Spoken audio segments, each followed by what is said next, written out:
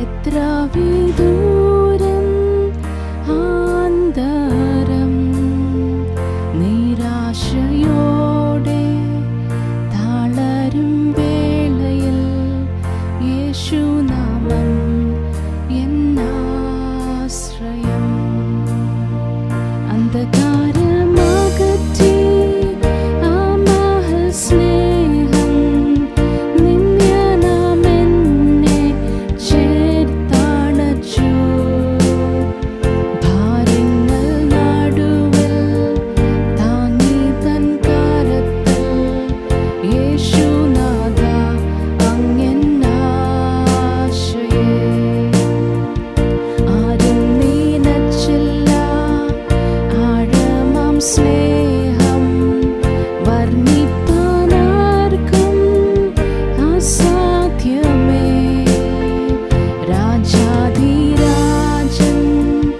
ഉന്നതി വെടിഞ്ഞു ഭൂവിൽ വന്നു എൻ യാഗമാ.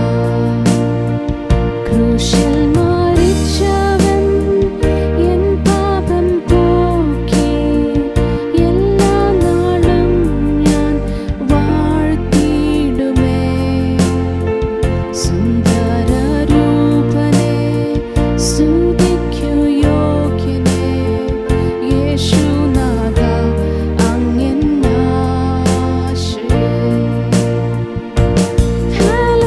ഹല്ലേലൂയ ആരാധനയ്ക്കു യോഗ്യൻ നീ. ഹല്ലേലൂയ മരണത്തെ ജയിച്ചവനെ എൻ ചങ്ങലകൾ തകർത്തു. ദൈവം നിൻ നാമത്തിൽ രക്ഷ യേശുനാഥ അങ്ങെന്നാശയേ. ഹല്ലേലൂയ ആരാധനയ്ക്കു യോഗ്യൻ നീ. ഹല്ലേലൂയ മരണത്തെ ജയിച്ചവനെ എൻ ചങ്ങലകൾ തകർത്തു. ദൈവം നിൻ നാമത്തിൽ രക്ഷ യേശുനാഥ അങ്ങെന്നാശയേ. യേശുനാഥ അങ്ങെന്നാശയേ. യേശുനാഥ. ലോർഡ് ദൈവനാമത്തിന് മഹത്വം ഉണ്ടായിരിക്കട്ടെ. കിങ്ഡം ട്രംപറ്റേഴ്സ് മിനിസ്ട്രീസിൻ്റെ നാമത്തിലും കർത്താവായ യേശുവിൻ്റെ നാമത്തിലും ഇന്ന് ഓൺലൈൻ മീറ്റിംഗിലേക്ക് കടന്നു വന്നിരിക്കുന്ന എല്ലാവരെയും യേശുവിൻ്റെ നാമത്തിൽ സ്വാഗതം ചെയ്യുന്നു. 3 യോഹന്നാൻ 2 നമ്മൾ വായിക്കുന്നു, പ്രിയനെ, നിൻ്റെ ആത്മാവ് ശുഭമായിരിക്കുന്നത് പോലെ നീ സകലത്തിലും ശുഭമായും സുഖമായും ഇരിക്കണം എന്ന് ഞാൻ പ്രാർത്ഥിക്കുന്നു. സ്വർഗത്തിലെ ദൈവം നമ്മളെക്കുറിച്ച് ആഗ്രഹിക്കുന്നത് നമ്മുടെ ആത്മാവ് ശുഭമായിരിക്കുന്നത് പോലെ നാം സകലത്തിലും ഹല്ലേലൂയ ശുഭമായും സുഖമായും ഇരിക്കണം എന്നാണ് ദൈവം നമ്മളെക്കുറിച്ച് ആഗ്രഹിക്കുന്നത്. അതുപോലെ നമ്മളായിത്തീരട്ടെ എന്ന് പ്രാർത്ഥിച്ചുകൊണ്ട് ഈ ആരാധനയിലേക്ക് ഒരിക്കൽ കൂടെ എല്ലാവരെയും സ്വാഗതം ചെയ്യുന്നു. ദൈവത്തിൻ്റെ നാമം മഹത്വം എടുക്കട്ടെ.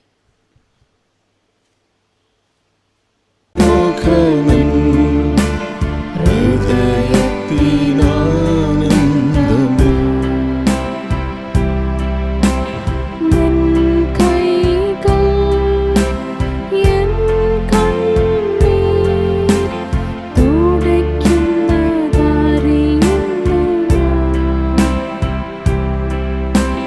നിൻ കൈകൾ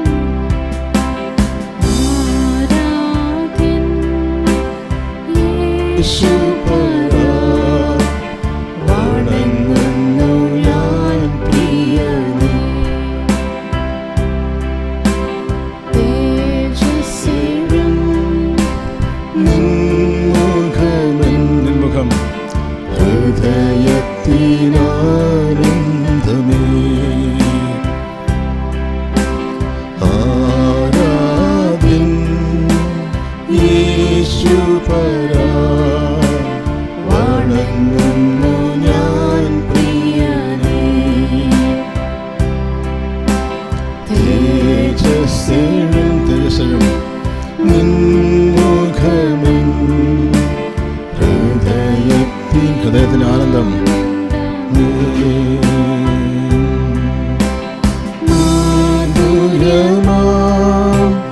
നിൻമൊഴികൾ തണുപ്പിക്കുന്ന ഹൃദയം. എൻ്റെ ഹൃദയം മാധുര്യമാം നിൻമൊഴികൾ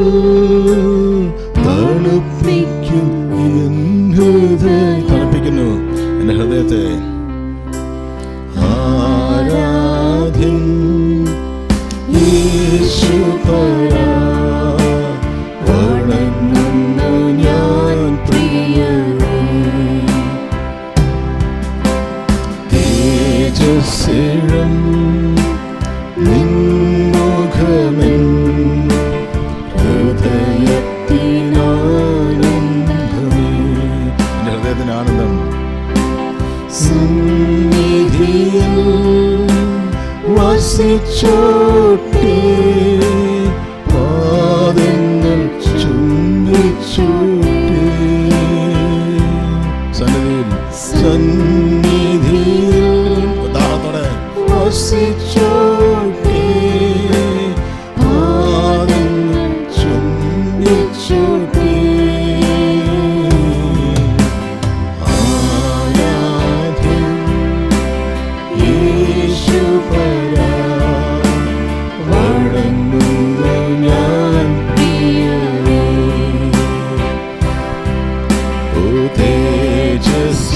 തേജസ്സും നിൻമുഖം എൻ്റെ ഹൃദയത്തിൻ്റെ ആനന്ദം.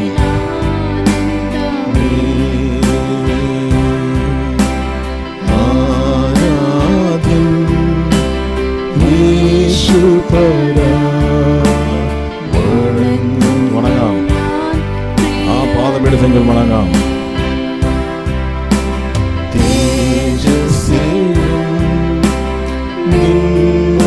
മുഖത്തേക്ക് നോക്കാം.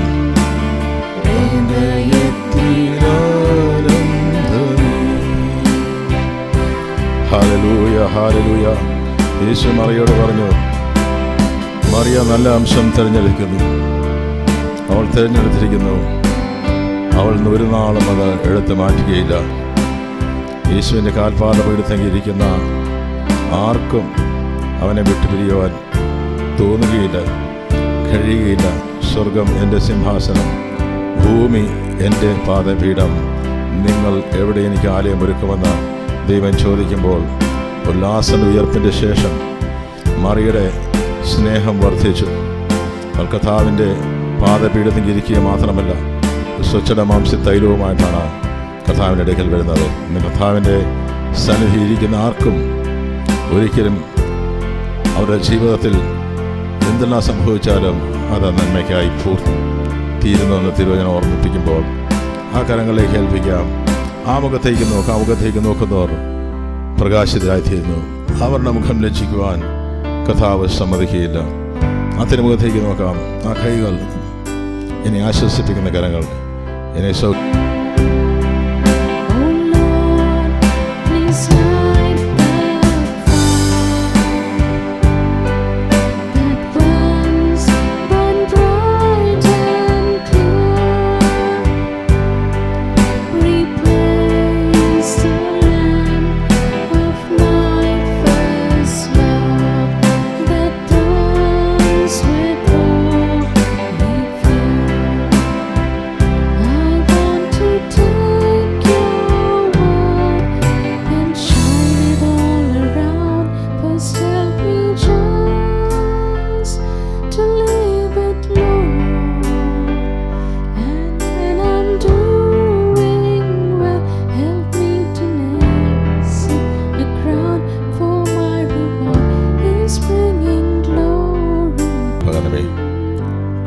അടിയനെ മേൽ പകരണമേ.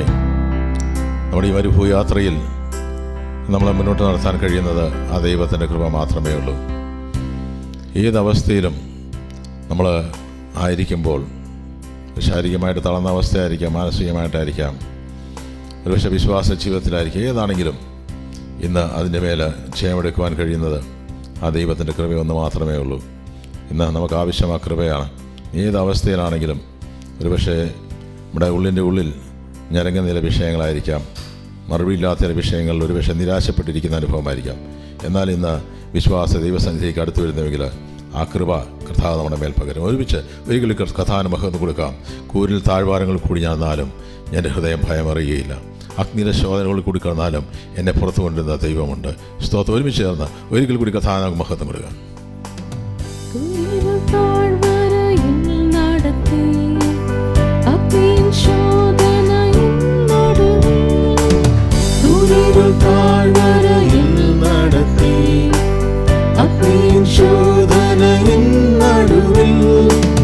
വേദനയെല്ലാം തുടച്ചു മാറ്റി, മാറോട് ചേർത്തന്നെ അണച്ചു നിർത്തി. വേദനയെല്ലാം തുടച്ചു മാറ്റി, മാറോട് ചേർത്തന്നെ അണച്ചു നിർത്തി. നിൻ കൃപ മാത്രം മതിയേ, നിൻ കൃപ മാത്രം മതിയേ, നിൻ കൃപ മാത്രം മതിയേ, നിൻ കൃപ മാത്രം മതിയേ. ഈ ഒരു യാത്രയിലല്ല നിൻ കൃപ മാത്രം മതിയേ. ഈ ഒരു യാത്രയിലല്ല നിൻ കൃപ മാത്രം മതിയേ.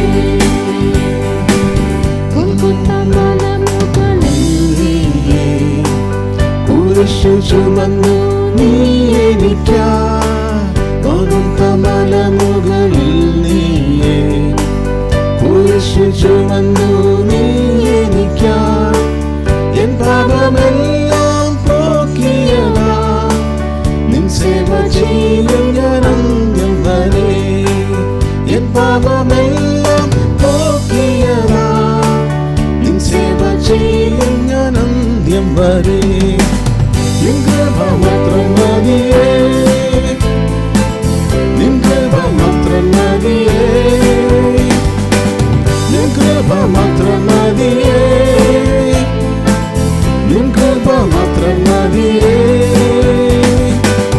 ഈ ഒരു യാത്രയിലല്ല നിൻ കൃപ മാത്രം മതിയേ. ഈ ഒരു യാത്രയിൽ, ഈ ഒരു യാത്രയിലല്ല നിൻ കൃപ മാത്രം മതിയേ.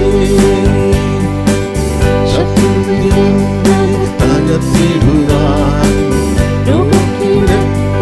കിടത്തിടുവാൻ, ശത്രുവിനെ തകർത്തിടുവാൻ, നിലത്തിടുവാൻ എൻ കാന്തനേശൻ വരുന്നതിനാ. എൻ ദേശമെല്ലാം നീങ്ങിടുമേ, എൻ കാന്തനേശൻ വരുന്നതിനാ. എൻ ദേശമെല്ലാം നീങ്ങിടുമേ. നിൻ കൃപ മാത്രം മതിയേ, നിൻ കൃപ മാത്രം മതിയേ, നിൻ കൃപ മാത്രം മതിയേ, നിൻ കൃപ മാത്രം മതിയേ. ഈ ഒരു യാത്രയിലല്ല നിൻ കൃപ മാത്രം മതിയേ. ഒരുമിച്ച് പാടാം. ഈ ഒരു യാത്രയിലല്ല ഒരുമിച്ച് നിൻ കൃപ മാത്രം മതിയേ. നടത്തി ശോധനയിൽ നടുവിൽ, ഗുരുൽ പാതയിൽ താഴ്വരയിൽ നടത്തി. അഗ്നിയും ശോധനയിൽ നടുവിൽ എങ്ങനെയെല്ലാം തുടച്ചു മാറ്റി, മാറോട് ചേർത്തന്നെ അണച്ചു നിർത്തി.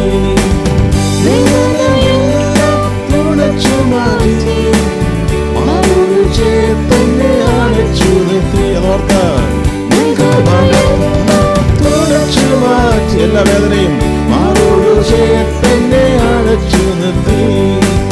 നിൻ കൃപ മാത്രം മതിയേ, കൃപയ്ക്കായി നിൻ കൃപ മാത്രം മതിയേ,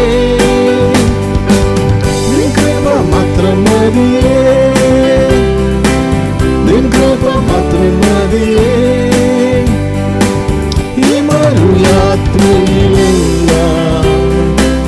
നിൻ കൃപ മാത്രം മതി. എത്ര പറയും ഈ മരുയാത്രയിലെല്ലാം നിൻ കൃപ മാത്രം മതിയേ, നിൻ കൃപ മാത്രം മതിയേ, നിൻ കൃപ മാത്രം മതിയേ, നിൻ കൃപ മാത്രം മതിയേ, നിൻ കൃപ മാത്രം മതിയേ. ഈ മരുയാത്രയിലെല്ലാം യേശുവേ. Yes, Lord. ഈ മരുയാത്രയിലെല്ലാം ഓരോ മരുകരേ, ഈ മരുയാത്രയിലെല്ലാം നിൻ കൃപ മാത്രം മതിയേ, ഈ മരുയാത്രയിലെല്ലാം നിൻ കൃപ മാത്രം മതിയേ.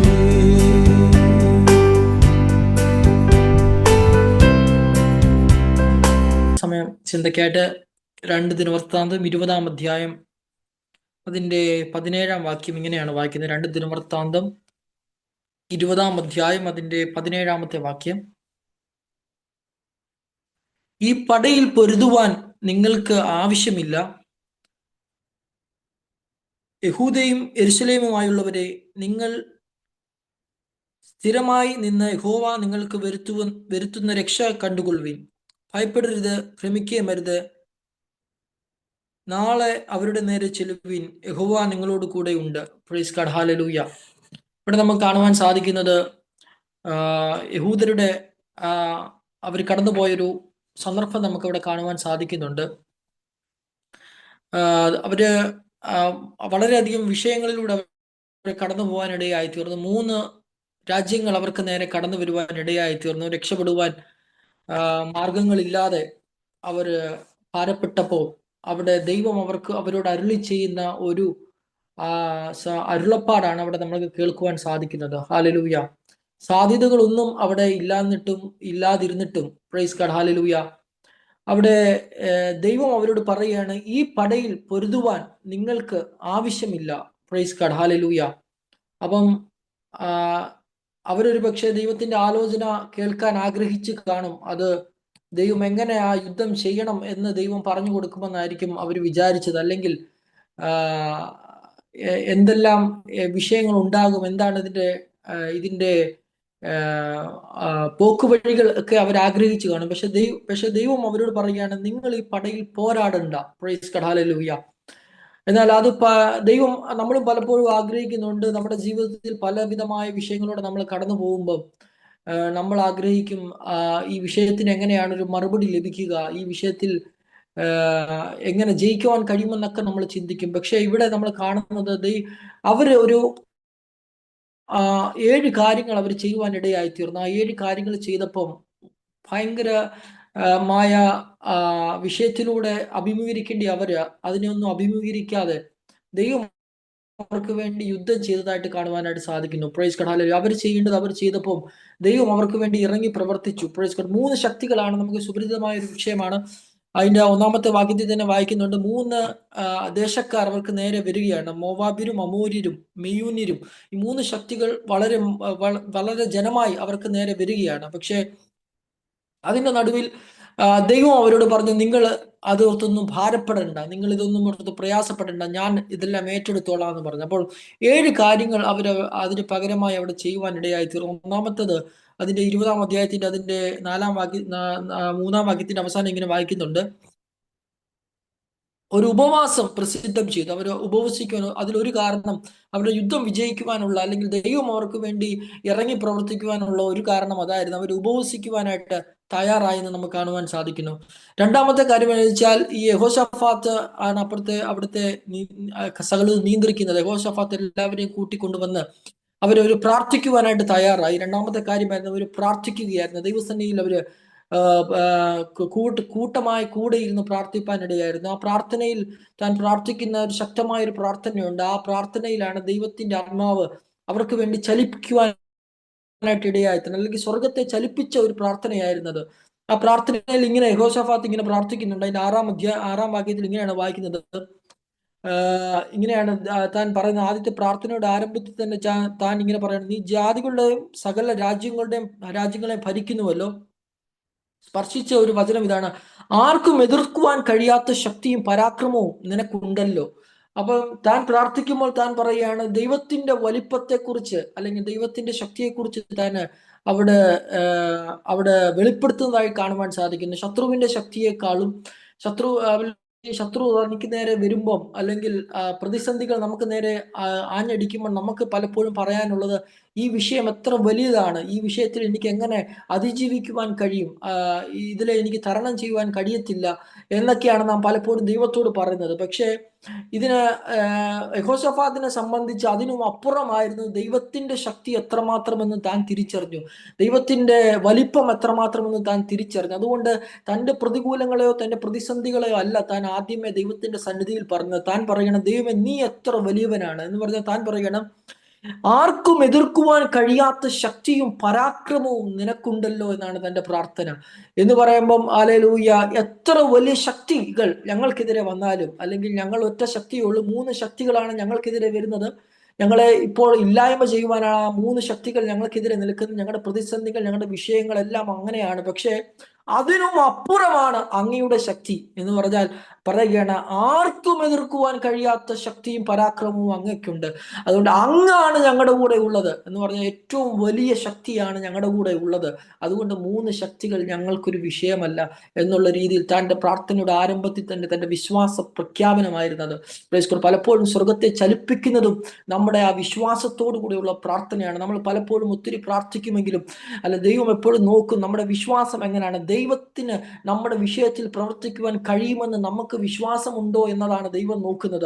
ദൈവത്തിന് വിഷയം ഒരു വിഷയമല്ല, നമ്മുടെ വിഷയങ്ങൾ ഒരിക്കലും ദൈവത്തിന് ഒരു വിഷയമല്ല. പക്ഷേ നമ്മുടെ വിശ്വാസമാണ് ദൈവത്തിന്റെ വിഷയം എന്ന് പറയുന്നത്. നമ്മൾ എത്രമാത്രം ആഴത്തിൽ ദൈവത്തെ വിശ്വസിക്കുന്നു എന്നത്, ദൈവത്തിന്റെ ശക്തിയിൽ വിശ്വസിക്കുന്നു എന്നത്, ഇല്ലായ്മ ഉള്ളതുപോലെ വിളിച്ചു വരുത്തുവാൻ കഴിയുന്നവനാണ് നമ്മുടെ ദൈവമെന്ന് നമുക്ക് വിശ്വസിക്കുവാൻ കഴിയുന്നോ എന്നതാണ് ദൈവം നോക്കുന്നത്. Price God, hallelujah. അതുകൊണ്ട് യഹോശാഫാത്തിന്റെ പ്രാർത്ഥന അത്ര ആഴമുള്ളതായതുകൊണ്ട് തന്നെ സ്വർഗം യഹോശാഫാത്തിന് വേണ്ടി, അല്ലെങ്കിൽ തന്റെ കൂട്ടർക്ക് വേണ്ടി, തന്റെ ജനത്തിന് വേണ്ടി ഇടപെടുവാനായിട്ട് ഇടയായി തീർന്നു. Price God, hallelujah.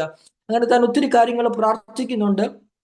അതുപോലെ തന്നെ തൻ്റെ ഒരു വിശ്വാസമായിരുന്നു ദൈവത്തിന് ഏതൊരു വിഷയത്തിൽ നിന്ന് തന്നെ പുറത്തു കൊണ്ടുവരുവാൻ കഴിയുമെന്ന്. അതുകൊണ്ടാണ് ആ പ്രാർത്ഥനയിൽ ഇങ്ങനെ പ്രാർത്ഥിക്കുന്നത്. 3-ാമത്തെ അവരുടെ പ്രാർത്ഥനയുടെ പ്രത്യേകത, കണ്ണുനീരുണ്ടായിരുന്നു അവരുടെ പ്രാർത്ഥന, നിലവിളിയോടുകൂടി അവർ പ്രാർത്ഥിച്ചു.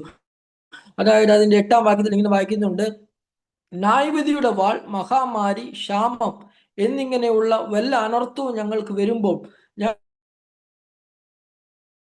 നിന്റെ സന്നിധിയിൽ നിന്ന്, നിന്റെ നാമം ഈ ആലയത്തിൽ ഉണ്ടല്ലോ, ഞങ്ങളുടെ സങ്കടത്തിൽ നിന്നോട് നിലവിളിക്കുകയും നീ കേട്ട് രക്ഷ വരുത്തുകയും ചെയ്യുമെന്ന് പറഞ്ഞു. Price God, hallelujah. അപ്പം അവര് പറയുകയാണ്, ഹല്ലേലൂയ, ഞങ്ങളുടെ സങ്കടത്തിൽ നിന്നോട് നിലവിളിക്കും. അപ്പൊ 3 വിഷയങ്ങൾ, ഏത് വിഷയമായാലും നമ്മുടെ ജീവിതത്തിൽ ഏത് വിഷയം വന്നാലും, അതായത് ന്യായവിധിയുടെ വാള്, അതൊരു പക്ഷെ ദൈവത്തിന്റെ സന്നിധിയിൽ നിന്നായിരിക്കാം.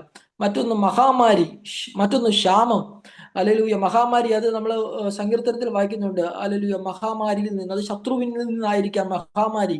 ക്ഷാമം, അത് ദേശത്തിൽ നിന്നായിരിക്കാം, അത് നമ്മൾ പാർക്കുന്ന നമ്മുടെ ദേശത്ത് നിന്നായിരിക്കാം, അപ്പൊ ദൈവത്തിൽ നിന്നായിരിക്കാം, ശത്രുവിൽ നിന്നായിരിക്കാം, നമ്മള് പ്രകൃതിയിൽ നിന്നായിരിക്കാം. പക്ഷെ അവിടെ പറയണേ, എന്റെ സങ്കടത്തിൽ നിന്നോട് നിലവിളിക്കുമ്പോൾ, അപ്പൊ നാം ദൈവസന്നിധിയിൽ നിലവിളിക്കുമ്പോൾ, സങ്കടത്തിൽ നിലവിളിക്കുമ്പോൾ, അത് ദൈവത്തിന്റെ കോപമാണെങ്കിൽ പോലും, അല്ലെങ്കിൽ ദൈവത്തിന്റെ ന്യായവിധി ആണെങ്കിൽ പോലും, അല്ലെ ശത്രുവിന്റെ പോരാട്ടമാണെങ്കിൽ പോലും, അല്ലെ ദേശത്തിന്റെ ക്ഷാമമാണെങ്കിൽ പോലും, നാം അവിടെ വായിക്കുന്നത് എങ്ങനെയാണ്, സങ്കടത്തിൽ നിന്നോട് നിലവിളിക്കുകയും നീ കേട്ട് രക്ഷ വരുത്തുകയും ചെയ്യുമെന്ന് പറഞ്ഞു. അപ്പൊ ദൈവത്തിന്റെ സന്നിധിയിൽ നമുക്ക് മറുപടി ഇല്ലാത്ത വിഷയങ്ങളില്ല. നാം ദൈവസന്നിധിയിൽ ഉപസിക്കുവാനും പ്രാർത്ഥിക്കുവാനും കണ്ണുനീരൊഴുക്കുവാനും തയ്യാറാകുമ്പോൾ ദൈവം നമ്മുടെ വിഷയത്തിന് മറുപടി തരുവാൻ ശക്തനാണെന്ന് നമുക്ക് കാണുവാനായിട്ട് സാധിക്കുന്നു. Price God, hallelujah. അതിന്റെ 10-ാം വാക്യത്തിൽ ഇങ്ങനെ വായിക്കുന്നുണ്ട്, ഇസ്രായേൽ മിസ്രൈമിൽ നിന്ന് വരുമ്പോൾ അവർ അമോര്യരെയും മോവാബിരെയും സേർ പർവ്വതക്കാരെയും ആക്രമിക്കുവാൻ നീ അനുവാദം കൊടുത്തില്ലല്ലോ. അവർ അവരെ നശിപ്പിക്കാതെ വിട്ടുമാറി. അപ്പൊ തന്റെ പ്രാർത്ഥനയിൽ ഒരു കാര്യം കൂടെ ഉൾപ്പെടുത്തി, അതായത് മിസ്രൈമിൽ നിന്ന് അവർ വരുമ്പം, ഇസ്രായേൽ പുറപ്പെട്ടു വരുമ്പം ആ സമയത്ത് തന്നെ ഇവർക്ക് ഇപ്പോൾ എതിരെ വന്നിരിക്കുന്ന പ്രതികൂലങ്ങളെ തീർത്തു കളയുവാനുള്ള സാധ്യതകൾ ഉണ്ടായിരുന്നു. പക്ഷെ ദൈവം അതിനെ അനുവദിച്ചില്ല. ആ ശത്രുക്കളെ ദൈവം നിലനിർത്തി. അപ്പോൾ ദൈവം അതിനെ അവരോട് യുദ്ധം ചെയ്യാൻ ദൈവം സമ്മതിച്ചില്ല. അപ്പം അതിന് പക്ഷെ മറ്റൊരു കാരണമുണ്ടായിരുന്നു എന്ന് നമുക്ക് അവസാനം കാണുവാനായിട്ട് സാധിക്കുന്നു. ഒരു ശത്രു അപ്പോൾ ഉന്മൂലനമായില്ല, പക്ഷെ ദൈവത്തിന് അതിന് മറ്റൊരു പദ്ധതി ഉണ്ടായിരുന്നു. നമുക്ക് അവസാനത്തിലേക്ക് വരുമ്പോൾ കാണുവാൻ സാധിക്കുന്നു. ഇവിടെ നമുക്ക് കാണുവാൻ സാധിക്കുന്നു, അവർ പ്രാർത്ഥിക്കുവാൻ തയ്യാറായി, കണ്ണുനീരൊരുക്കുവാൻ തയ്യാറായി, ഉപവസിക്കുവാൻ തയ്യാറായി. നാലാമത്തെ കാര്യം എന്ന് പറയുന്നത്, ഇവിടെ 15-ാമത്തെ വാക്യത്തിൽ 13-14 വായിക്കുമ്പോൾ ഇങ്ങനെയാണ് വായിക്കുന്നത്: അവർ ഒരുമിച്ച് ദൈവത്തിന്റെ സന്നിധിയിൽ കൂടി നിന്ന് പ്രാർത്ഥിക്കുമ്പോൾ അവരുടെ ജീവിതത്തിൽ സംഭവിച്ച എങ്ങനെയാണ്? ഈ പ്രാർത്ഥന സ്വർഗത്തിലെത്തി, ദൈവത്തിന്റെ ആത്മാവ് ചലിക്കാൻ തുടങ്ങി, സ്വർഗത്തെ ചലിപ്പിച്ചൊരു പ്രാർത്ഥനയായിരുന്നു. അതുകൊണ്ട് അതിന്റെ 14-ാമത്തെ വാക്യത്തിൽ ഇങ്ങനെ വായിക്കുന്നത്: അപ്പോൾ സഭാമധ്യേ വെച്ച് യഹോവയുടെ ആത്മാവ് സക്രിയാവിന്റെ മകൻ യഹസിയേൽ എന്ന ഒരു ലേവിന്റെ മേൽ വന്നു. Price God, hallelujah. അവരുടെ പ്രാർത്ഥിച്ച് അവർ ധൈര്യപ്പെട്ട് ഇങ്ങനെ നിൽക്കുമ്പോൾ, അവർ കൂട്ടം കൂടി ഒരുമിച്ച് ഐക്യതയോടുകൂടെ നിൽക്കുമ്പോൾ, അല്ലെങ്കിൽ ഒരുവന്റെ മേൽ ദൈവത്തിന്റെ ആത്മാവ് വന്നു എന്നാണ് നമ്മൾ വായിക്കുന്നത്. Price God, hallelujah. അവര് ദൈവത്തിന്റെ സന്നിധിയിൽ കണ്ണുനീർ ഒഴുക്കിയപ്പോൾ അത് വെറുതെ ആയിപ്പോയില്ല, ഉപവസിച്ചപ്പോൾ അത് വെറുതെ ആയിപ്പോയില്ല, പ്രാർത്ഥിച്ചപ്പോൾ അത് വെറുതെ ആയിപ്പോയില്ല. അല്ലെങ്കിൽ അവരുടെ പ്രാർത്ഥന സ്വർഗത്തോളം എത്തിയപ്പോൾ ദൈവം അവർക്ക് വേണ്ടി ഇടപെട്ടിട്ട് ദൈവത്തിന്റെ ആത്മാവ് അവരോട് സംസാരിക്കാൻ തുടങ്ങി. എന്താണ് നിങ്ങൾ ചെയ്യേണ്ടത്? ഞാൻ എന്താണ് നിങ്ങൾക്ക് വേണ്ടി ചെയ്യാൻ പോകുന്നത്?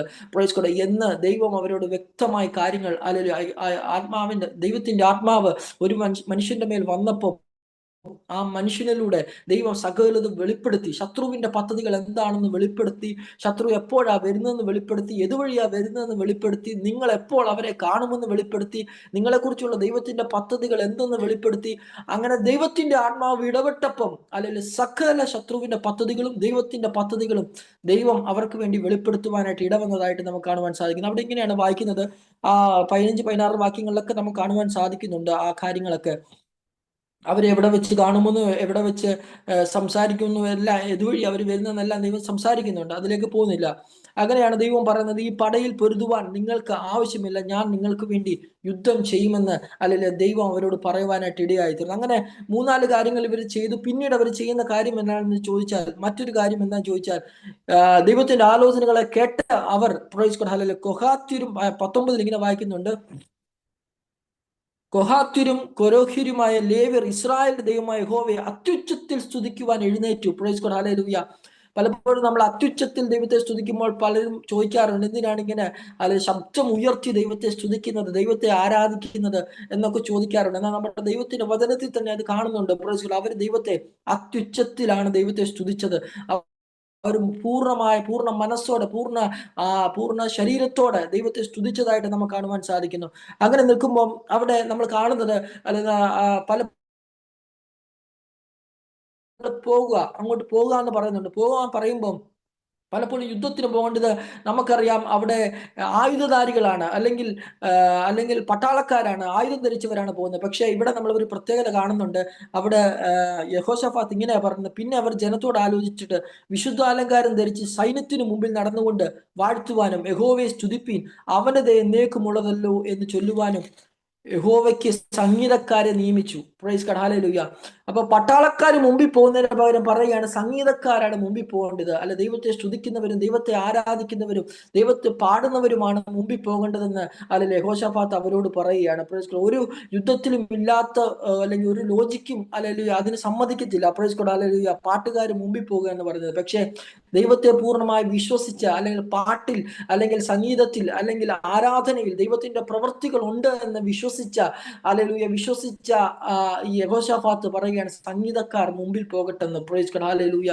ദാവീദ്, നമുക്കറിയാം, ദാവീദും ഹല്ലേലൂയ അനേക സങ്കീർത്തനങ്ങൾ എഴുതുവാനിടയായിത്തീർന്നു. പല രീതിയിലുള്ള സംഗീതങ്ങൾ, പല ഗദ്യരാഗങ്ങളും പല നമുക്ക് കാണുവാനായിട്ട് സാധിക്കുന്നു. Praise God. ഉത്തമഗീതം പാട്ടുകളുടെ ഒരു സംഗീതങ്ങളുടെ സംഗീതം എന്നാണ് അറിയപ്പെടുന്നത്. Price God, hallelujah. അങ്ങനെ സംഗീതത്തിന് വളരെയധികം പ്രസക്തി ഉണ്ടെന്ന് നമുക്ക് അല്ലെങ്കിൽ വചനത്തിലൂടെ ഒക്കെ കാണുവാനായിട്ട് സാധിക്കുന്നുണ്ട്. Price God, hallelujah. ഒരിക്കൽ എലീശായും നമ്മൾ കാണുന്നത് ഇങ്ങനെയാണ്. 2 രാജാക്കന്മാരുടെ പുസ്തകത്തിൽ ഇങ്ങനെ കാണുന്നുണ്ട്. Price God, hallelujah. ഏലീശ ഇങ്ങനെ പറഞ്ഞു, ഏലീശയ്ക്ക് ആലോചന പറയണമെന്നുണ്ട്. ദൈവത്തിന്റെ ആത്മാവ് തന്റെ മേൽ അതിനു വേണ്ടി വരണം. പക്ഷെ അവിടെ വായിക്കുന്നത് ഇങ്ങനെയാണ്, പ്രൈസ് ഗോഡ്, അല്ല ദൈവത്തിന്റെ ആലോചന പറയാനായിട്ട് താൻ തുടങ്ങുമ്പോൾ 2 രാജാക്കന്മാർ 3-ാം അധ്യായം അതിന്റെ 15-ാം വാക്യത്തിൽ ഇങ്ങനെ വായിക്കുന്നത്, എന്നാൽ ഇപ്പോൾ ഒരു വീണക്കാരനെ എന്റെ അടുക്കൽ കൊണ്ടുവരുവിൻ എന്ന് പറഞ്ഞു. വീണക്കാരൻ വായിക്കുമ്പോൾ യഹോവയുടെ കൈ മേൽ വന്നു. അങ്ങനെ എലീശ ആലോചന പറയുകയാണ്. പ്രൈസ് ഗോഡ്, അല്ല താൻ ഇങ്ങനെ പറയുകയാണ്, തന്റെ മേൽ ദൈവത്തിന്റെ ആത്മാവ് തന്റെ കൈ വന്നത് എപ്പോഴായിരുന്നു? കാരണം എന്നാൽ ഇപ്പോൾ ഒരു വീണക്കാരനെ എന്റെ അടുക്കൽ കൊണ്ടുവരുവിൻ. വീണക്കാരൻ വായിക്കുമ്പോൾ യഹോവയുടെ കൈ അവന്റെ മേൽ വന്നു. അവൻ പറഞ്ഞത് എന്തെന്നാൽ, യഹോവ ഇപ്രകാരം അരുളി ചെയ്യുന്നു, ഈ താഴ്വരയിൽ അനേക കുഴികൾ വെട്ടുവിൻ എന്നുള്ള ഭാഗമാണ്. അപ്പൊ നമ്മൾ അവിടെ കാണുന്നത് ഇങ്ങനെയാണ്, പ്രൈസ് ഗോഡ്, അല്ലെങ്കിൽ വീണക്കാരൻ വായിച്ചു കൊണ്ടിരുന്നപ്പോൾ ദൈവത്തിന്റെ കൈ തന്റെ മേൽ വരികയും അല്ലെങ്കിൽ ആ ജനത്തിന് വേണ്ടുന്നുള്ള ആലോചന താൻ അരുളപ്പാടായി അറിയിക്കുകയും ചെയ്തു. പ്രൈസ് ഗോഡ്, അല്ലെങ്കിൽ ഇവിടെ നമ്മൾ വായിച്ചു വന്നത് 2 ദിനവൃത്താന്തം 20-ാം അധ്യായത്തിൽ നമ്മൾ വായിക്കുന്നത് ഇങ്ങനെയാണ്, അവർ പാടി സ്തുതിച്ചു തുടങ്ങിയപ്പോൾ യഹോവ യഹൂദയ്ക്ക് വിരോധമായി വന്ന അമോര്യരുടെയും മോവാബിരുടെയും സേർ പർവ്വതക്കാരുടെയും നേരെ പതിയിരിപ്പുകാരെ വരുത്തി. പ്രൈസ് ഗോഡ്, ഹല്ലേലൂയ. അവർ പാടി സ്തുതിച്ചു തുടങ്ങിയപ്പോൾ, പ്രൈസ് ഗോഡ്, നമുക്ക് അറിയാവുന്ന ഭാഗങ്ങളാണ്. എപ്പോഴാണോ അവർ ദൈവത്തെ പാടി സ്തുതിക്കുവാൻ ആരംഭിച്ചത്, പാടി സ്തുതിച്ചു തുടങ്ങിയപ്പോൾ എന്നാണ് നമ്മൾ വായിക്കുന്നത്. പാടി സ്തുതിച്ചു തുടങ്ങിയപ്പോൾ, പ്രൈസ് ഗോഡ്, ഹല്ലേലൂയ, അവർക്കെതിരെ ഒരു പതിയിരിപ്പുകാരെ ദൈവം വരുത്തുവാൻ ഇടയായി തീർന്നു. അതായത് ശത്രുവിനും അറിയത്തില്ല ഈ പതിയിരിപ്പുകാർ എവിടെ നിന്ന്, അല്ലെങ്കിൽ ദൈവമക്കൾക്കും അറിയത്തില്ല ഈ പതിയിരിപ്പുകാർ എവിടെ നിന്ന്. പ്രൈസ് ഗോഡ്, എന്നാൽ ഇവർ ആർക്കും അറിയാത്ത പതിയിരിപ്പുകാർ ദൈവത്തിന്റെ അടുക്കൽ ഉണ്ടായിരിക്കാം. ഒരുപക്ഷെ അത് ദൂതന്മാരായിരിക്കാം, ദൈവത്തിന്റെ സൈന്യമായിരിക്കാം. പ്രൈസ് ഗോഡ്, ഹല്ലേലൂയ. അവർ ദൈവത്തെ പാടി സ്തുതിച്ചപ്പോൾ ദൈവം അവർക്ക് വേണ്ടി യുദ്ധം ചെയ്യുവാൻ ആരംഭിക്കുവാൻ ഇടയായിത്തീർന്നു. ദൈവം അവിടെ യുദ്ധം ചെയ്ത് അല്ലെങ്കിൽ അവരെ വിജയത്തിലേക്ക് നയിപ്പാനായിട്ട് ഇടയായിത്തീർന്നതായി നമുക്ക് കാണുവാൻ സാധിക്കുന്നു. പ്രൈസ് ഗോഡ്, ഹല്ലേലൂയ. എന്നാൽ നമ്മൾ ആദ്യം വായിച്ചപ്പോൾ ഇങ്ങനെ വായിച്ച്, അവർ മിസ്രൈമിൽ നിന്ന് വന്നപ്പോൾ ഈ ശത്രുക്കളൊന്നും ഒടുങ്ങിപ്പോയില്ല. ദൈവം അതിന് അനുവദിച്ചില്ല. എന്തുകൊണ്ടാണ്? കാരണം ദൈവത്തിന് മറ്റൊരു പദ്ധതി ഉണ്ടായിരുന്നു. അതിന്റെ 25-ാം വാക്യത്തിൽ യഹോശാഫാത്തും അവന്റെ പടജ്ജനവും അവരെ കൊള്ളയിടുവാൻ വന്നപ്പോൾ അവരുടെ ഇടയിൽ അനവധി സമ്പത്തും വസ്ത്രവും വിശേഷ വസ്തുക്കളും കണ്ടെത്തി തങ്ങൾക്ക് ചുമക്കുവാൻ കഴിയുന്നതിലും അധികം ഊരിയെടുത്തു. കൊള്ള അധികം ഉണ്ടായിരുന്നത് കൊണ്ട് അവർ 3 ദിവസം കൊള്ള ഇട്ടുകൊണ്ടേയിരുന്നു എന്ന് പറഞ്ഞാൽ, അവർ അവിടെ ഹല്ലേലൂയ ഇവരുണ്ടായിരുന്നത് കൊണ്ടായിരുന്നു, ഇവർ ജീവനോട് ഉണ്ടായിരുന്നത് കൊണ്ടാണ് ഇവർക്ക് ഇത്രമാത്രം അനുഗ്രഹം ആ കാലത്ത്, അന്നത്തെ കാലത്ത് ഉണ്ടാകുവാൻ ഇടയായി തീർന്നത്. ഇതെല്ലാം അവർക്ക് ലഭിക്കാൻ ഇടയായി തീർന്നത്, അവരുടെ ബുദ്ധിമുട്ടുകളെല്ലാം മാറുവാൻ ഇടയായി തീർന്നത് മറ്റ് ശത്രുക്കൾ ഉണ്ടായിരുന്നത് കൊണ്ടായിരുന്നു. അന്ന് അവരില്ലായിരുന്നുവെങ്കിൽ പ്രൈസ് ഗോഡ് അത് സംഭവിക്കത്തില്ല. എന്നാൽ ദൈവത്തിന് പിന്നത്തേതിൽ ഇവരെ അനുഗ്രഹിക്കുവാൻ പദ്ധതി ഉണ്ടായിരുന്നത് കൊണ്ട്, പ്രൈസ് ഗോഡ്, ഇവരുടെ ഞെരുക്കങ്ങളെ മാറ്റുവാൻ ദൈവത്തിന് പദ്ധതി ഉണ്ടായിരുന്നത് കൊണ്ട് അവിടെ ഉണ്ടായിരുന്നത് അത് മറ്റു രീതിയിൽ അതൊരു നന്മയായി തീർന്നുവെന്ന് നമുക്ക് കാണുവാനായിട്ട് സാധിക്കുന്നു. Price God, hallelujah. അങ്ങനെയാണെങ്കിൽ അവർ ചെയ്ത 5-6 കാര്യങ്ങൾ ഇതായിരുന്നു. ഒന്ന്, അവര് അല്ലെങ്കിൽ ഉപവസിക്കുവാൻ തയ്യാറായി, പ്രാർത്ഥിക്കുവാൻ തയ്യാറായി, കണ്ണുനീരൊഴുക്കുവാൻ തയ്യാറായി, ദൈവത്തിന്റെ ആത്മാവിന്റെ ആലോചനകളെ ഏറ്റെടുക്കുവാൻ തയ്യാറായി, ദൈവത്തെ സ്തുതിക്കുവാൻ തയ്യാറായി, ദൈവത്തെ പാടുവാൻ തയ്യാറായി.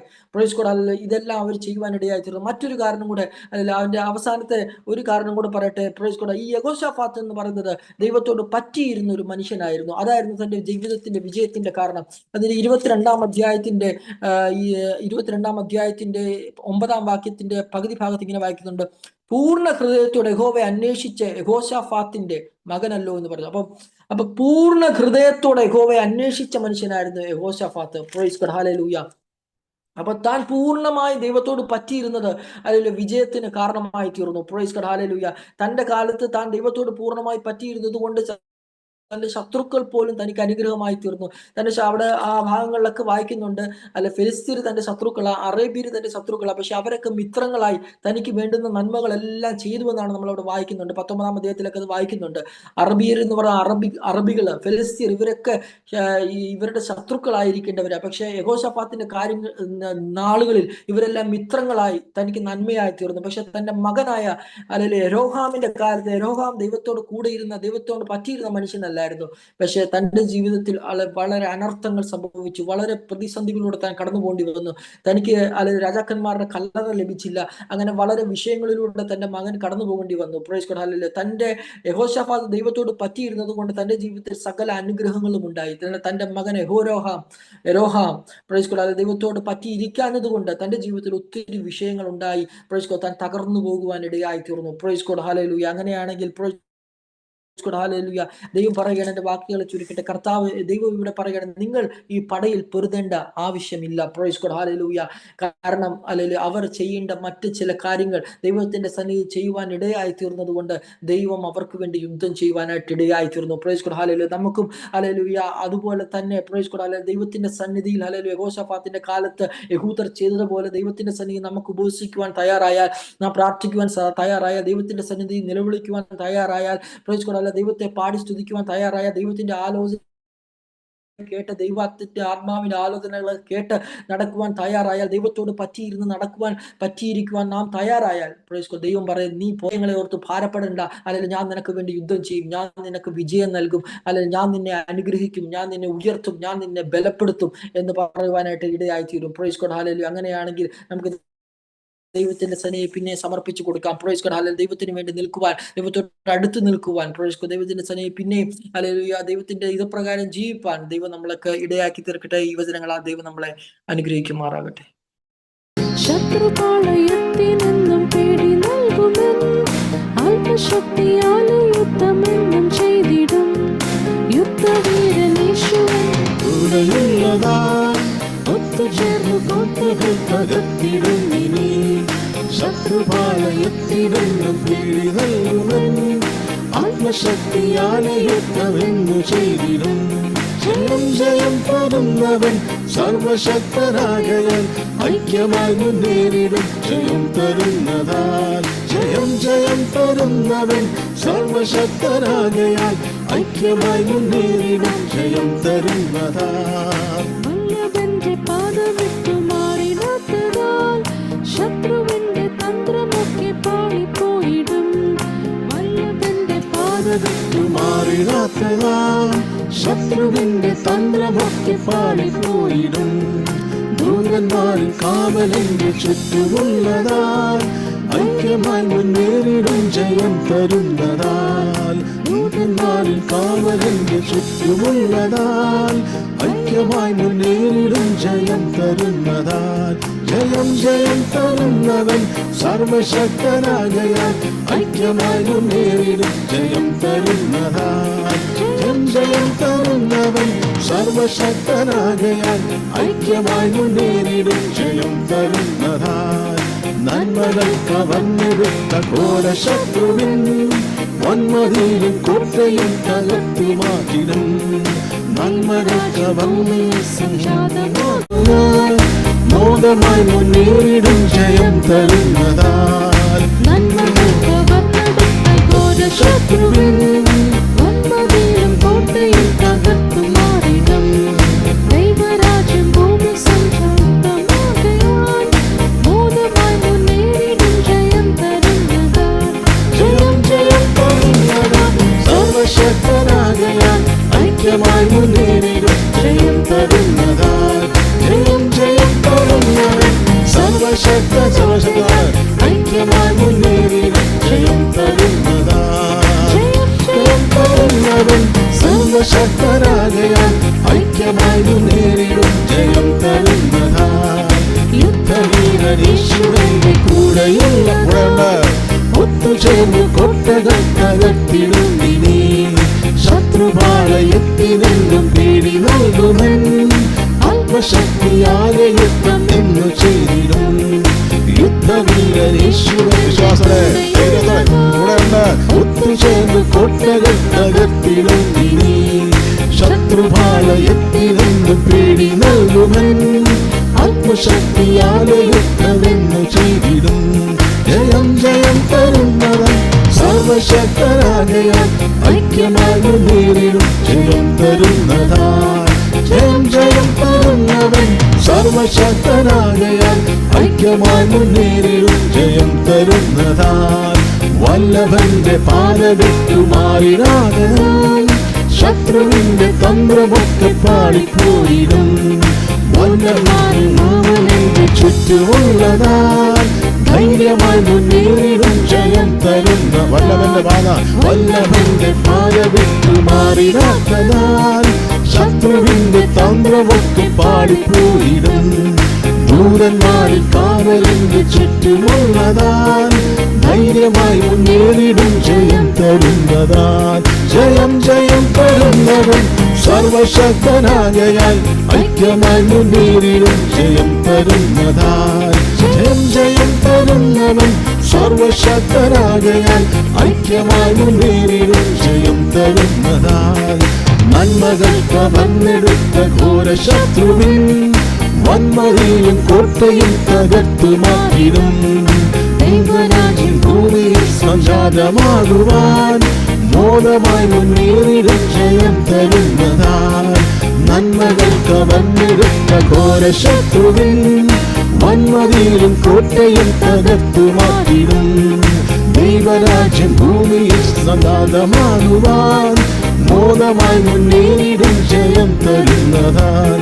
ജയം ജയം തരുന്നവൻ സർവശക്തനാകയാൽ ഐക്യമായി മുന്നേറിടും ജയം തരുന്നതാൽ. ജയം ജയം തരുന്നവൻ സർവശക്തനാകയാൽ ഐക്യമായി മുന്നേറിടും ജയം തരുന്നതാൽ. ജയം തരുന്നവൻ സർവശക്തനാകയാൽ ഐക്യമായി മുന്നേറിടും ജയം തരുന്നതാൽ. യുദ്ധം തരുന്നവൻ സർവശക്തനാകയാൽ ഐക്യമായി മുന്നേറിടും ജയം തരുന്നതാൽ. യുദ്ധവീരൻ യേശുവിന്റെ കൂടെയുള്ളതാൽ ഒത്തുചേർന്ന് കോട്ടകൾ തകർത്തിടും. ഇനി ശത്രുപാലയത്തിരണ്ടും പേടി നൽകുമൻ ആത്മശക്തിയാലെ യുദ്ധം എന്ന് ചെയ്തിടുന്നവൻ യേശു.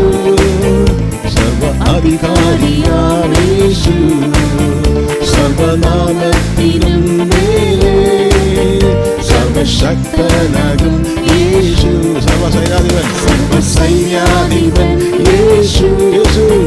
സർവ അധികാരിയാം യേശു യേശു. സർവനാമത്തിനും മേലെ മേലെ സർവശക്തനാകും യേശു. ഉയരട്ടെ. രാജാധിരാജനെ കർത്താധികർത്തനെ മധ്യതയുള്ളവൻ വീരനം ദൈവമേ അത്ഭുതമന്ത്രി യാഹേ ഈ യുദ്ധം അങ്ങേക്കുള്ളത്. വീരനം ദൈവമേ അത്ഭുതമന്ത്രി യാഹേ ഈ യുദ്ധം അങ്ങേക്കുള്ളത്. ക്രിസ്തേശുവിൽ ജയോത്സവമായി നമ്മെ നടത്തും വിശ്വാസത്തോടെ. എല്ലായിടത്തും സൗരഭ്യമായി നമ്മെ അയച്ചി വിശ്വാസത്തോടെ. ക്രിസ്തേശുവിൽ ജയോത്സവമായി നമ്മെ നടത്തിടും. എല്ലായിടത്തും സൗരഭ്യമായി നമ്മെ അയച്ചിടും. ദൂരം നേടും വഴിയൊരു വിശ്വാസമേ താമ്രവാദിലും താൻ താകത്തിടും.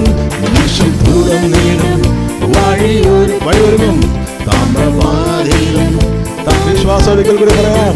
ദേശം ദൂരം നേടും വഴിയൊരുക്കിടും താമ്രവാദിലും താൻ താകത്തിടും. സർവസൈന്യാധിപൻ യേശു, സർവ അധികാരിയാം യേശു. സർവനാമത്തിനും മേലെ സർവശക്തനാകും യേശു. രാജാധിരാജനെ കർത്താധികർത്തനെ തന്മാത്രമർത്യത ഉള്ളവനെ വീരനം ദൈവമേ അത്ഭുതമന്ത്രി യാഹേ ഈ യുദ്ധം അങ്ങേക്കുള്ളവരെ. വീരനം ദൈവമേ അത്ഭുതമന്ത്രി യാഹേ ഈ യുദ്ധം അങ്ങേക്കുള്ളത്. ഭയപ്പെടാതെ ഉറച്ചു നിന്ന് സ്തോത്രം പാടിടാം. വാഖായിൻ താഴ്വു ആയിടും വിശ്വാസത്തോടെ. ഭയപ്പെടാതെ ഉറച്ചു നിന്ന് സ്തോത്രം പാടിടാം. വാഖായിൻ താഴ്വരയോ ആയിടുമേ. സ്നേഹത്താലല്ല ശക്തിയാലല്ല പരിശുദ്ധാത്മ ശക്തിയാൽ. സ്നേഹത്താലല്ല ശക്തിയാലല്ല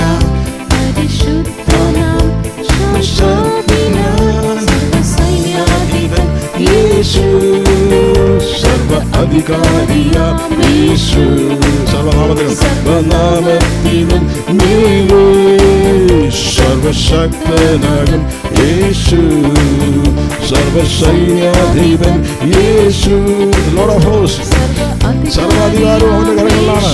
സർവത്തിന് മേലും കീഴാക്കി സർവനാമത്തിനും മേലെ സർവശക്തനാകും യേശു രാജാധിരാജനേ കർത്താവി കർത്തനേ താൻ മാത്രമമത്യതയുള്ള താൻ മാത്രം അമർത്തതാ മരണത്തെ ജയിച്ചവൻ യാഹേ ഈ യുദ്ധം യുദ്ധം യഹോവയ്ക്കുള്ളതാണ്. ഗായനം ദൈവമേ അത്ഭുതമന്ത്രി യാഹേ യുദ്ധം അങ്ങേക്കുള്ളത്. ഉള്ളവൻ ദയയുള്ളവൻ ജയവീരനാം സൈന്യാധിപൻ യേശു നല്ലവൻ ദയയുള്ളവൻ ജയവീരനാം സൈന്യാധിപൻ പാടാം. യേശു നല്ലവൻ ദയയുള്ളവൻ ജയവീരനാം സൈന്യാധിപൻ യേശു നല്ലവൻ സർവശക്തനാം യേശു സർവനാമത്തിനും മേലേ യേശു രാജാധിരാജനേ കർത്താധികർത്തനേ താൻ മാത്രമമത്യതയുള്ളവനേ ഓ വീരനാം ദൈവമേ അത്ഭുതമന്ത്രി യാഹേ യുദ്ധം അങ്ങേക്കുള്ളത്. വീരനാം ദൈവമേ യാഹേ യുദ്ധം അങ്ങേക്കുള്ളത്. നമ്മുടെ പരിശുദ്ധാത്മാവ് എല്ലാവരെ ബലപ്പെടുത്തി ശക്തീകരിക്കുകയും സൗഖ്യമാക്കുകയും ആശ്വസിപ്പിക്കുകയും ദൈവിക ദർശനത്തിലുള്ളവരാക്കി തീർക്കുകയും ചെയ്യണമെന്ന് പ്രാർത്ഥിക്കുന്നു. നമ്മുടെ ദാസന്റെ വായനയിൽ ഓരോരുത്തരും ഞങ്ങൾക്ക് ജീവൻ ഉണ്ടാകട്ടെ, അഭിഷേകം ഉണ്ടാകട്ടെ. പേരക്കന്ന് വായിച്ച് കാക്കും യേശുക്രിസ്തു നാമത്തിൽ കൽക്കപ്പിതാവേ, ആമേൻ.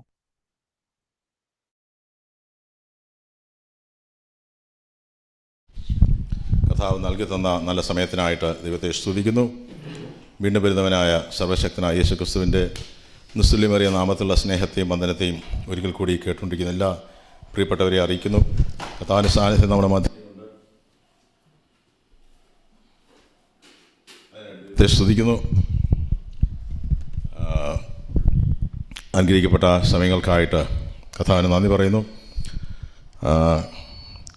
നമ്മളെ കേൾപ്പിച്ചത് നമുക്ക് വേണ്ടി യുദ്ധം ചെയ്യുന്നവൻ ദൈവമാണ്. നമ്മുടെ പോരാട്ടം ജഡരക്തങ്ങളോടല്ല, വാഴ്ചകളോടും അധികാരങ്ങളോടും അന്ധകാരത്തിൻ്റെ ദുഷ്ടാത്മസേനയോടുമാണ്. ഇന്ന് കർത്താവിൽ ആശ്രയിച്ചാണ് നമ്മൾ മുന്നോട്ട് പോകുന്നതെങ്കിൽ ശത്രുവിനെ നമ്മളെ തകർക്കുവാൻ കഴിയുകയില്ല. ദൈവസാന്നിധ്യം നമ്മുടെ മധ്യമുണ്ട്. അധികം ആമുഖങ്ങളിലേക്ക് കടന്നു പോകുന്നില്ല. ഇന്നത്തെ അല്പനേരത്തെ തിരുവചനത്തിലേക്കായിട്ട് നമുക്ക് യോഹന്നാൻ സുവിശേഷം നമുക്ക് സുപരിചിതമായ വേദവാക്യമാണ്. യോഹന്നാൻ സുവിശേഷം അതിൻ്റെ 15-ാം അധ്യായത്തിൻ്റെ 16-ാം വാക്യം നമുക്ക് ആമുഖമായി വായിക്കാം. നിങ്ങൾ എന്നെ തെരഞ്ഞെടുത്തു എന്നല്ല, ഞാൻ നിങ്ങളെ തെരഞ്ഞെടുത്തു, നിങ്ങൾ പോയി ഫലം കായ്ക്കേണ്ടതിനും നിങ്ങളുടെ ഫലം നിലനിൽക്കേണ്ടതിനും നിങ്ങളെ ആക്കി വച്ചുമിരിക്കുന്നു.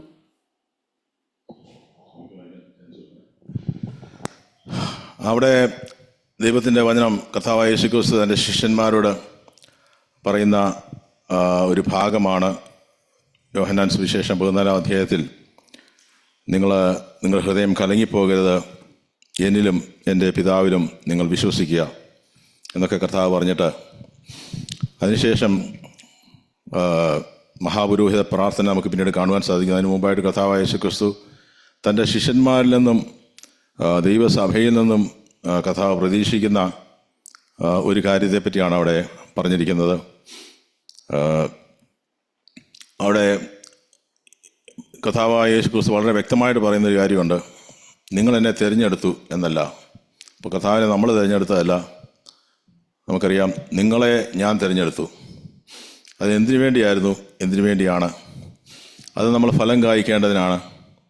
ആ ഫലം കായ്ക്കുക മാത്രമല്ല, ആ ഫലം നിലനിൽക്കുക കൂടി ചെയ്യുവാൻ വേണ്ടിയാണ്. അതിനുവേണ്ടിയാണ് നിങ്ങളെ ആക്കി വെച്ചിരിക്കുന്നത്. അപ്പോൾ കർത്താവിനെ അറിയുവാൻ, യേശുക്രിസ്തുവിൻ്റെ ജീവിക്കുന്ന കർത്താവായി അറിയുവാൻ, സ്നേഹിക്കുവാൻ, നമ്മുടെ ജീവിതത്തിൽ രക്ഷാനുഭവത്തിലേക്ക് കടന്നു വരുവാൻ, ഒക്കെ ദൈവ അനുഗ്രഹങ്ങളൊക്കെ പ്രാപിക്കുവാൻ ഇടയാക്കിയതിൻ്റെ പിന്നിൽ ദൈവം കണ്ടിരുന്നത്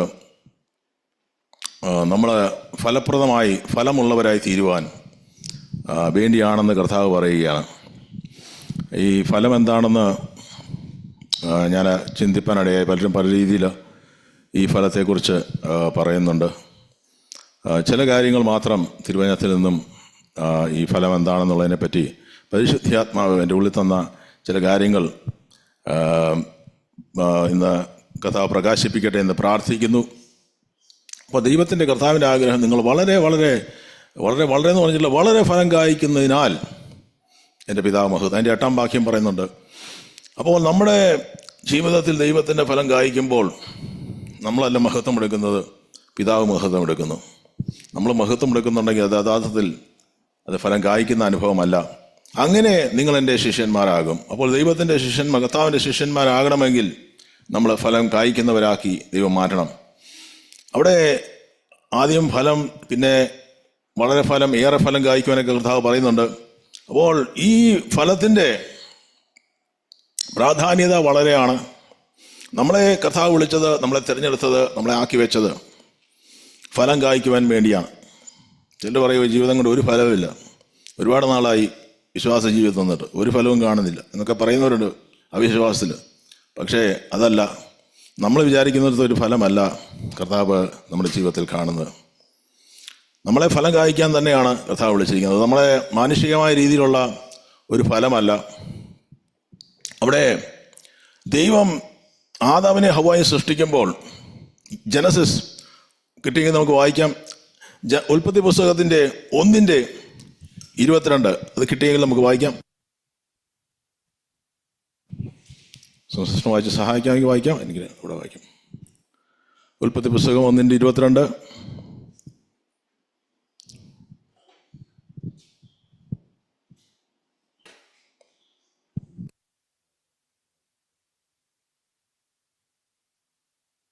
സമുദ്രത്തിലെ വെള്ളത്തിൽ നിങ്ങൾ വർദ്ധിച്ചു വരികയും സമയത്തിൽ നിറവി, പർവ്വജാതി ഭൂമിയിൽ പെരുകട്ടെ എന്ന് കൽപ്പിച്ചു. ദൈവം അവയെ അനുഗ്രഹിച്ചു.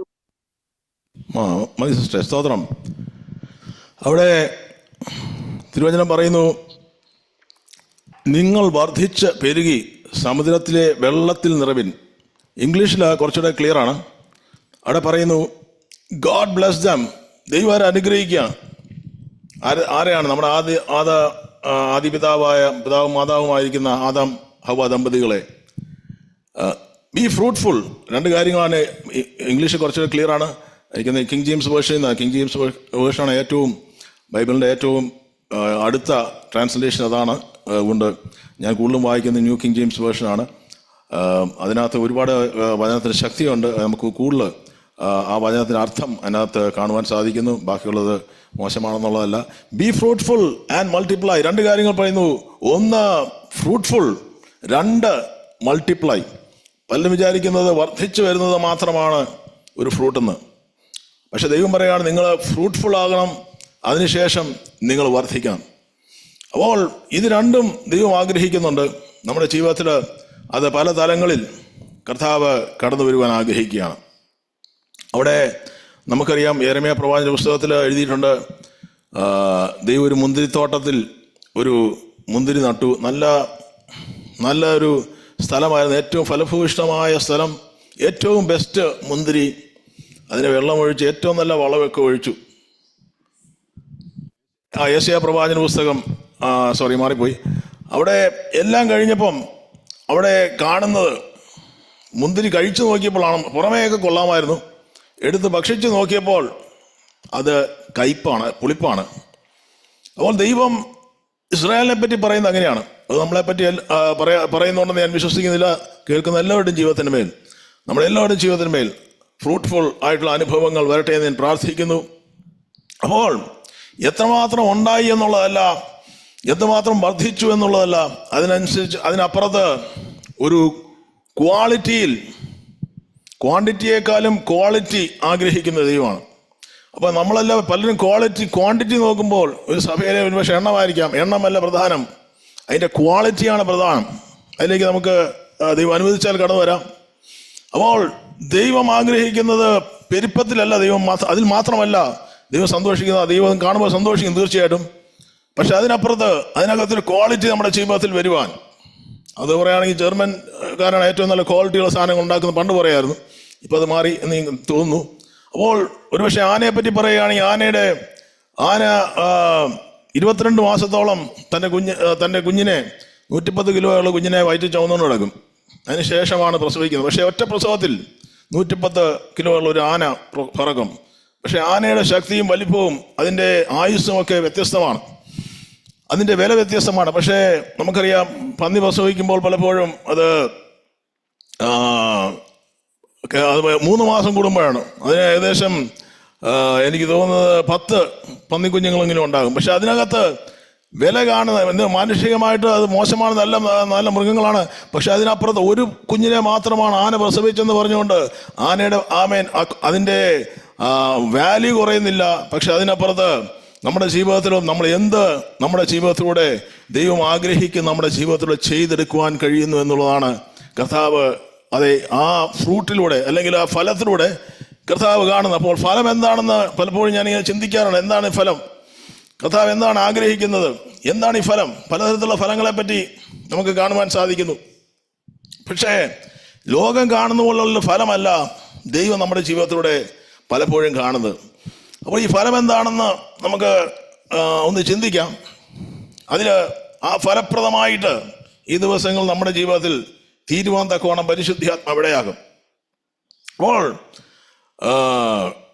ഈ ഫലമില്ലാത്ത ഒരു വൃക്ഷത്തെ പറ്റി അല്ലെങ്കിൽ കർത്താവായ യേശുക്രിസ്തു തായ്തണ്ടാണെന്നും ആ തായ്തണ്ടിൻ്റെ കുംഭശേഖരങ്ങളാണ് ദൈവസഭയിലായിരിക്കുന്ന നമ്മളെന്നും ഒക്കെ കർത്താവ് പറയുന്നുണ്ട്. ശിഷ്യന്മാർ പറയും, എന്നിൽ കായ്ക്കാത്ത കൊമ്പൊക്കെയും നീക്കിക്കളയും, കായ്ക്കുന്നതൊക്കെയും ഫലം കായ്ക്കേണ്ടതിന് ചെത്തി വെടിപ്പാക്കും. അപ്പോൾ ചെത്തി വെടിപ്പാക്കുന്ന അനുഭവങ്ങളൊക്കെ നമുക്ക് പലർക്കും അറിയാം, കേൾക്കുന്ന മിക്കവാറും. പക്ഷേ മറ്റൊരു ഭാഗത്ത് യോഹന്നാൻ സ്നാപകൻ പറയുകയാണ്, വൃക്ഷങ്ങൾക്ക് കോടാലി വെച്ചിരിക്കുന്നു, നല്ല ഫലം കായ്ക്കാത്ത വൃക്ഷം എല്ലാം വെട്ടി ഇട്ട് കളയുന്നു. അപ്പോൾ ഇത് ഞാൻ പറയാൻ കാരണം മറ്റൊന്നുമല്ല, ഭയപ്പെടുത്തുവാനല്ല. അതിനപ്പുറത്ത് ദൈവം കണ്ടിരിക്കുന്നൊരു പ്രാധാന്യം, നമ്മളിലൂടെ ഒരു ഫലം കർത്താവ് കാണുകയാണ്. ആ ഒരു ഫലം നമ്മൾ പുറപ്പെടുവിക്കുന്നുണ്ട് എന്ന് ഞാൻ വിശ്വസിക്കുന്നു. അത് പക്ഷേ നമ്മൾ പുറപ്പെടുവിക്കുന്ന ഫലം ദൈവം ആഗ്രഹിക്കുന്നത് എന്ത് ഫലമാണ് എന്നുള്ളതിനെ പറ്റി നമുക്ക് അല്പമായിട്ടെങ്കിലും ചിന്തിക്കാം. എല്ലാം ഒന്നും നമുക്കറിയത്തില്ല. പക്ഷെ അറിയാവുന്ന ചില കാര്യങ്ങൾ, ദൈവത്തിന് ആത്മാവ് നമ്മുടെ ഉള്ളിൽ തന്നിരിക്കുന്ന ചില ദൈവിക ചിന്തകൾ, അത് നമ്മുടെ ജീവിതത്തിൽ അനുഗ്രഹമായി തീരട്ടെ എന്ന് പ്രാർത്ഥിക്കുന്നു. അവിടെ ഒരു കാര്യം നമ്മൾ കാണുന്നത്, യോഹന്നാൻ സ്നാപകൻ പറയുന്നൊരു കാര്യമുണ്ട്. മത്തായി സുവിശേഷത്തിൻ്റെ 3:10 അവിടെ പറയുന്നൊരു കാര്യമുണ്ട്. വേഗത്തിൽ നമുക്ക് വായിച്ചിട്ട് മുന്നോട്ട് പോകാം. ചില കാര്യങ്ങൾ മാത്രം നമുക്ക് ഒന്ന് ചൂണ്ടിക്കാണിച്ചിട്ട് മുന്നോട്ട് പോകാൻ ആഗ്രഹിക്കുന്നു. അവിടെ പറയുകയാണ്, ഇപ്പോൾ തന്നെ വൃക്ഷങ്ങളുടെ ചുവട്ടിന് കോടാലി വെച്ചിരിക്കുന്നു, നല്ല ഫലം കഴിക്കാത്ത വൃക്ഷമെല്ലാം വെട്ടി തീയിലിട്ട് കളയുന്നു. അത് നമ്മൾ വായിച്ചതെ. അതിന് മുമ്പ് പറഞ്ഞിട്ട് ഒരു കാര്യം പറഞ്ഞത്, ഇപ്പോൾ സ്നാനത്തിന് വേണ്ടി അവർ ഓടി വരുമ്പോൾ അവർ പറയുന്നുണ്ട് നല്ല ഫലം. അവിടെ മാനസാന്തരത്തിന്റെ ഫലം യോഗ്യമാ, അതെ 3:8 കേട്ടോ, സോറി, അതൊന്ന് വായിക്കാം, കിട്ടിയെങ്കിൽ വായിക്കാം. അവിടെ എഴുതിയിരിക്കുന്നത് മാനസാന്തരത്തിന് യോഗ്യമായ, അല്ലേ, മാനസാന്തരത്തിന് യോഗ്യമായ ഫലം കായ്പീൻ. അതെ. അപ്പോൾ മാനസാന്തരമാണ് ഒരു വ്യക്തിയുടെ ജീവിതത്തിൽ. മാനസാന്തരം കടന്നു വന്നിട്ടില്ലെങ്കിൽ, ഒരു മാനസാന്തരത്തിന് അനുഭവത്തിലേക്ക് കടന്നു വരാത്തത്തോളം കാലം ദൈവം അതിനകത്ത് ഒരു ഫലമില്ലാതായിട്ട് ആണ് കാണുന്നത്. ഇപ്പൊ ജീവിതത്തിൽ എന്തെല്ലാം നേടിയാലും, എന്തെല്ലാം ഔന്നത്യം പ്രാപിച്ചാലും, എന്തെല്ലാം ശ്രേഷ്ഠതകളുണ്ടെന്ന് പറഞ്ഞാലും, ആ ഒരു വ്യക്തിയുടെ ജീവിതത്തിൽ ദൈവം ആഗ്രഹിക്കുന്ന തലത്തിലുള്ളൊരു മാനസാന്തരത്തിന്റെ അനുഭവം വന്നില്ലെങ്കിൽ അതിനകത്ത് മനുഷ്യൻ കാണുമ്പോൾ ഫലമുണ്ടായിരിക്കാം, പക്ഷെ ദൈവം കാണുമ്പോൾ ഫലമില്ല. ആമേൻ. അപ്പോൾ പല വ്യക്തികളെയും കാണുമ്പോൾ അവർക്ക് വേണ്ടി പ്രാർത്ഥിക്കാറുണ്ട്, യഥാർത്ഥത്തിലുള്ള മാനസാന്തരത്തിലേക്ക് കടന്നു വരുവാൻ. അത് ദൈവത്തിന് ആത്മാവ് നമ്മുടെ ഉള്ളിൽ തരുന്ന ഒരു പ്രേരണയാണ്. അതുകൊണ്ട് ദൈവം ആഗ്രഹിക്കുന്ന ഒരു കാര്യം കർത്താവിനെ അറിയുക, യേശുക്രിസ്തുവിനെ രക്ഷിതാവായി സ്വീകരിക്കുക, നമ്മുടെ പാപങ്ങളെ കർത്താവിന്റെ സന്നിധി ഏറ്റുപറയുക, നമ്മുടെ ജീവിതത്തെ വീണ്ടും ഒരു പുതുക്കത്തിന്റെ അനുഭവത്തിലേക്ക്, ഒരു പുതിയ സൃഷ്ടിയായി മാറുക എന്നൊക്കെയാണ് മാനസാന്തരം നമുക്കറിയാം. അപ്പോൾ ആ ഒരു അനുഭവത്തിലേക്ക് വരാത്തത്തോളം കാലം നമ്മൾ എന്തെല്ലാം നേടിയാലും ദൈവത്തെ സംബന്ധിച്ചിടത്തോളം വലിയ ഫലമൊന്നുമില്ല. മറ്റൊരു കാര്യം പറയുകയാണ്, കർത്താവ് 15:3 പറയുകയാണ്, അതിന്റെ 3 ഞാൻ 15 യോഹന്നാൻ സുവിശേഷം 15:3 പറയും, ഞാൻ നിങ്ങളോട് സംസാരിച്ച വചനം നിമിത്തം നിങ്ങളിപ്പോൾ ശുദ്ധിയുള്ളവരാകുന്നു. അപ്പോൾ കർത്താവായ യേശുക്രിസ്തു ആഗ്രഹിക്കുന്ന ഒരു ഫലം, മാനസാന്തരത്തിന്റെ ഫലം നമ്മുടെ ജീവിതത്തിൽ വന്നാലും പിന്നീട് ഒരു ശുദ്ധീകരണത്തിന്റെ അനുഭവം, ഒരു വിശുദ്ധീകരണത്തിന്റെ അനുഭവം ദൈവമക്കളുടെ ജീവിതത്തിലേക്ക് കടന്നു വരണമെന്ന് കർത്താവായ യേശുക്രിസ്തു ആഗ്രഹിക്കുക. അപ്പോൾ കർത്താവായ യേശു പറയുകയാണ്, എൻ്റെ വചനം നിമിത്തം, യേശുക്രിസ്തുവിന്റെ വചനം വായിക്കുമ്പോൾ ആ വചനമാണ് നമ്മളെ കഴുകി വിശുദ്ധീകരിക്കുന്നത്.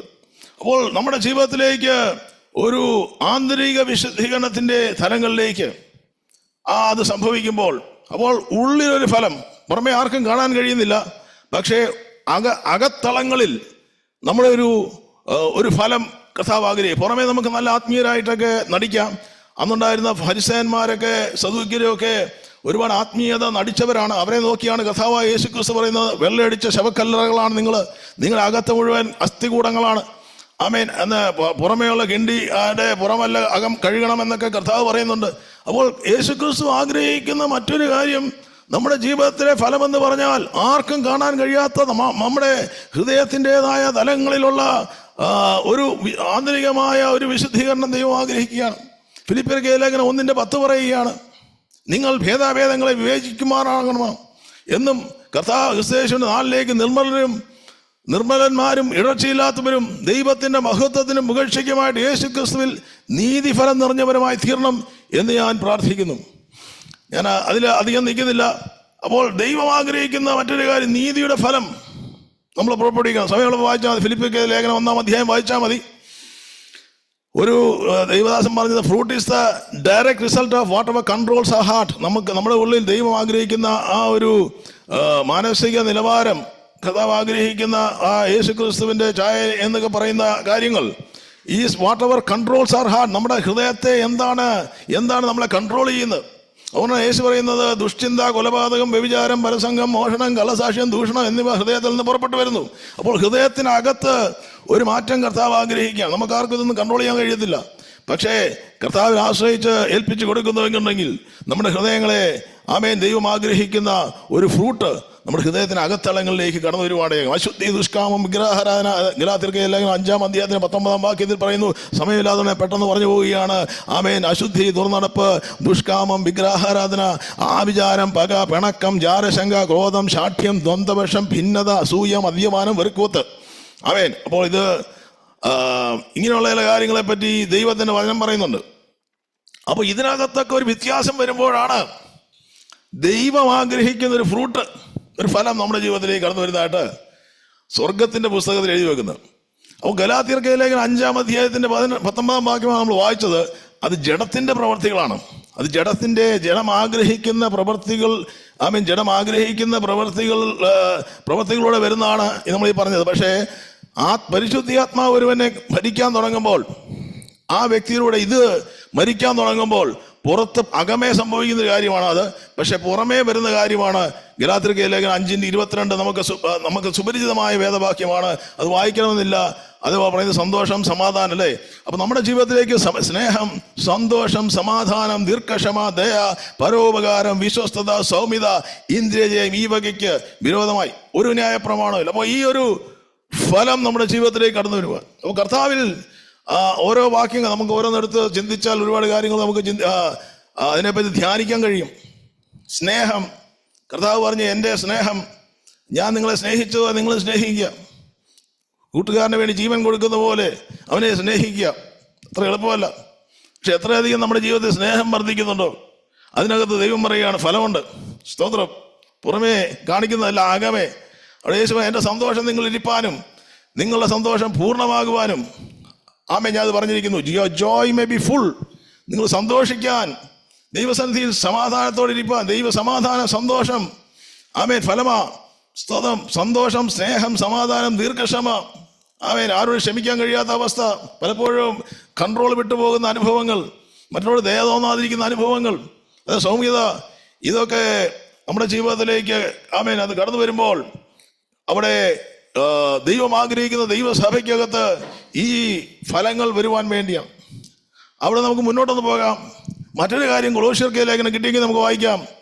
1:10 ദൈവം ആഗ്രഹിക്കുന്ന മറ്റൊരു ഫലമാണ്. ഹല്ലേലൂയ. ചില കാര്യങ്ങൾ മാത്രം എൻ്റെ ഉള്ളിൽ കിട്ടിയ കാര്യങ്ങൾ മാത്രം, ഇതല്ല ഇതിൽ തന്നെ ഒതുങ്ങുന്നില്ല, ഇതിൽ കൂടുതലുണ്ടെന്ന് ഞാൻ വിശ്വസിക്കുന്നു. എങ്കിലും ചില കാര്യങ്ങൾ ഒരുപക്ഷെ ദൈവ വിശ്വാസത്തിലേക്ക് വന്നിട്ട് എന്ത് ഫലമെന്ന് ചോദിക്കുന്ന ആരെങ്കിലും ഉണ്ടെങ്കിലും, സ്തോത്രം, ഫലമുണ്ട്. ദൈവമാകുന്ന ഫലമിതാ, സ്തോത്രം.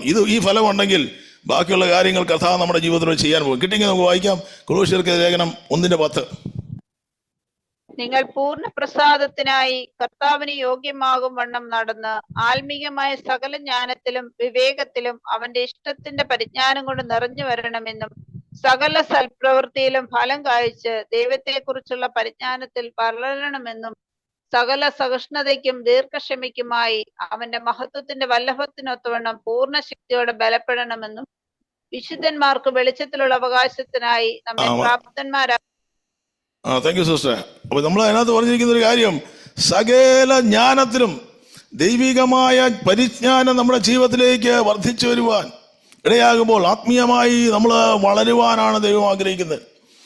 എപ്പോഴും ഒരു ശൈശവ ഒരു ശിശുവായിരിക്കുവാനല്ല പത്രോസ്, അപ്പോസ്തലനായ പത്രോസ് പറഞ്ഞതുപോലെ, പാൽ കുടിക്കാനല്ല, പിന്നെ കട്ടിയാൽ ആഹാരം കഴിക്കണം എന്നൊക്കെ പറഞ്ഞതുപോലെ ആത്മീയമായിട്ടുള്ള വിവേകത്തിലും ജ്ഞാനത്തിലും അവന്റെ ഇഷ്ടത്തിന്റെ പരിജ്ഞാനം കൊണ്ട് നിറഞ്ഞു വരണം എന്നാണ് അവിടെ പറഞ്ഞിരിക്കുന്നത്. അപ്പോൾ ഈ ഒരു ഫലം കർത്താവ് ആഗ്രഹിക്കുകയാണ്. മറ്റൊരു ഭാഗത്ത് കർത്താവ് പറയുകയാണ്, യോഹന്നാൻ എഴുതിയ സുവിശേഷം 15:16, നിങ്ങൾ എൻ്റെ നാമത്തിൽ പിതാവിനോട് അപേക്ഷിക്കുന്നതൊക്കെയും അവൻ നിങ്ങൾക്ക് തരുവാനായിട്ട് തന്നെ. എന്ന് പറഞ്ഞാൽ നമ്മുടെ പ്രാർത്ഥന ജീവിതം, നമ്മുടെ പ്രാർത്ഥന ഒരുപക്ഷെ 3 മണിക്കൂർ ഒക്കെ ഇരുന്ന് പ്രാർത്ഥിക്കുന്നവരുണ്ടായിരിക്കാം. ഒരുപക്ഷെ എല്ലാ വർഷവും തന്നെ 21-3 പ്രാവശ്യമൊക്കെ എടുക്കുന്നവർ കാണും.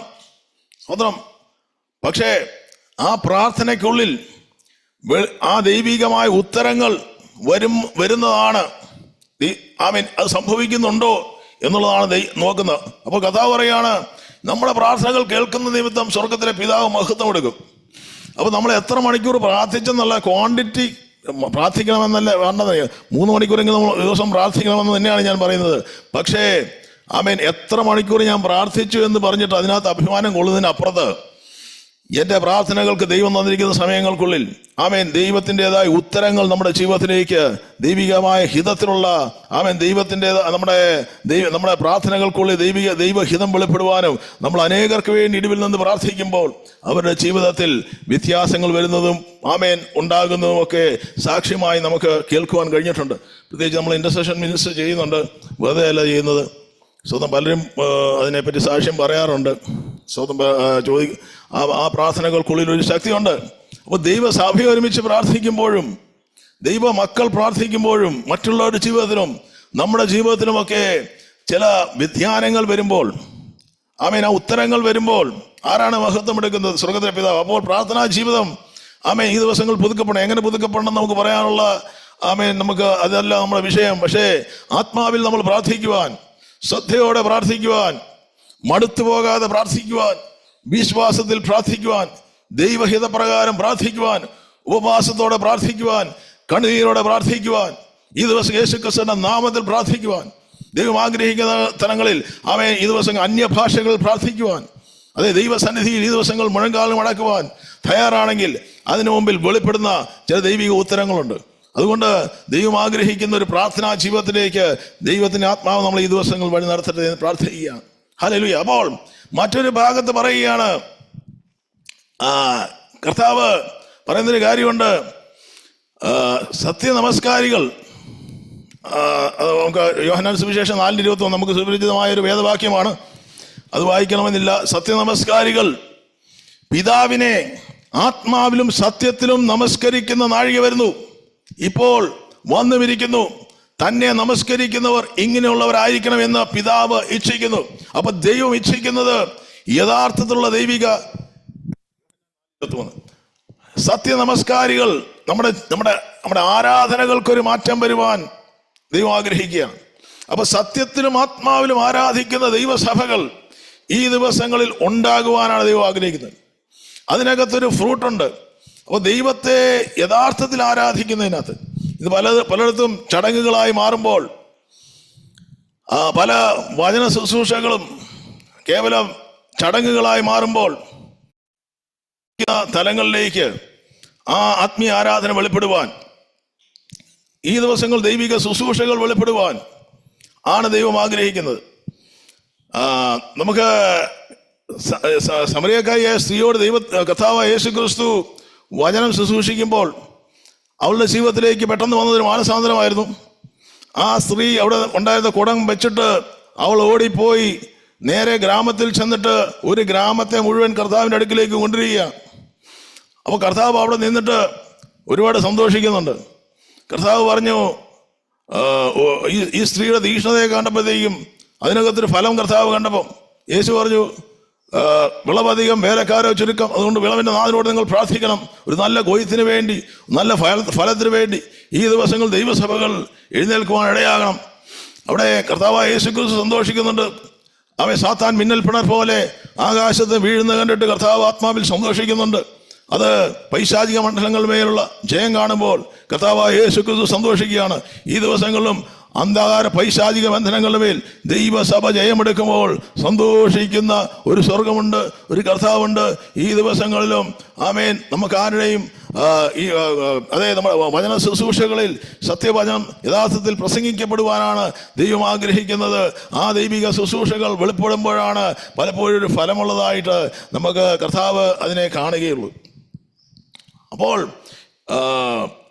മറ്റൊരു അല്ലെങ്കിൽ നമ്മൾ ദൈവം ആഗ്രഹിക്കുന്ന ദൈവിക ശുശ്രൂഷകൾ നമ്മളൂടെ ചെയ്തെടുക്കുവാൻ, നമ്മൾ ഏതെങ്കിലുമൊക്കെ ദൈവിക ശുശ്രൂഷയിലായിരിക്കുന്നവരുണ്ടെങ്കിൽ, ശുശ്രൂഷ ചെയ്യാൻ ആഗ്രഹിക്കുന്നവരുണ്ടെങ്കിൽ, ദൈവം ആഗ്രഹിക്കുന്ന ആ ദൈവിക ശുശ്രൂഷ എന്താണെന്ന് തിരിച്ചറിഞ്ഞുകൊണ്ട് അതിനുവേണ്ടി സമർപ്പിക്കുമ്പോഴാണ് ദൈവം സന്തോഷിക്കുന്നത്. അപ്പോൾ അതിലൂടെയാണ് ഒരു ഫലം പുറത്തു വരുന്നത്. അതിൻ്റെ മറ്റൊരർത്ഥത്തിൽ പറഞ്ഞാൽ അപ്പോസ്തലനായ പൗലോസിനെ ദൈവം വിളിച്ചത് ജാതികളുടെ ഇടയിൽ വചന ശുശ്രൂഷയ്ക്ക് വേണ്ടിയായിരുന്നു.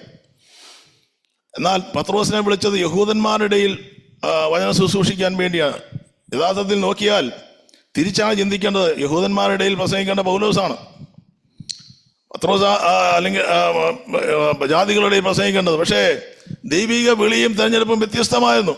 അപ്പോൾ ദൈവിക വിളിയിലും തെരഞ്ഞെടുപ്പും നിന്നുകൊണ്ട് ദൈവത്തെ ശുശ്രൂഷിക്കുവാൻ നമ്മൾ തയ്യാറാകുമ്പോൾ അതിൻ്റെ മധ്യയാണ് ആമേൻ സ്വർഗം സന്തോഷിക്കുന്നത്.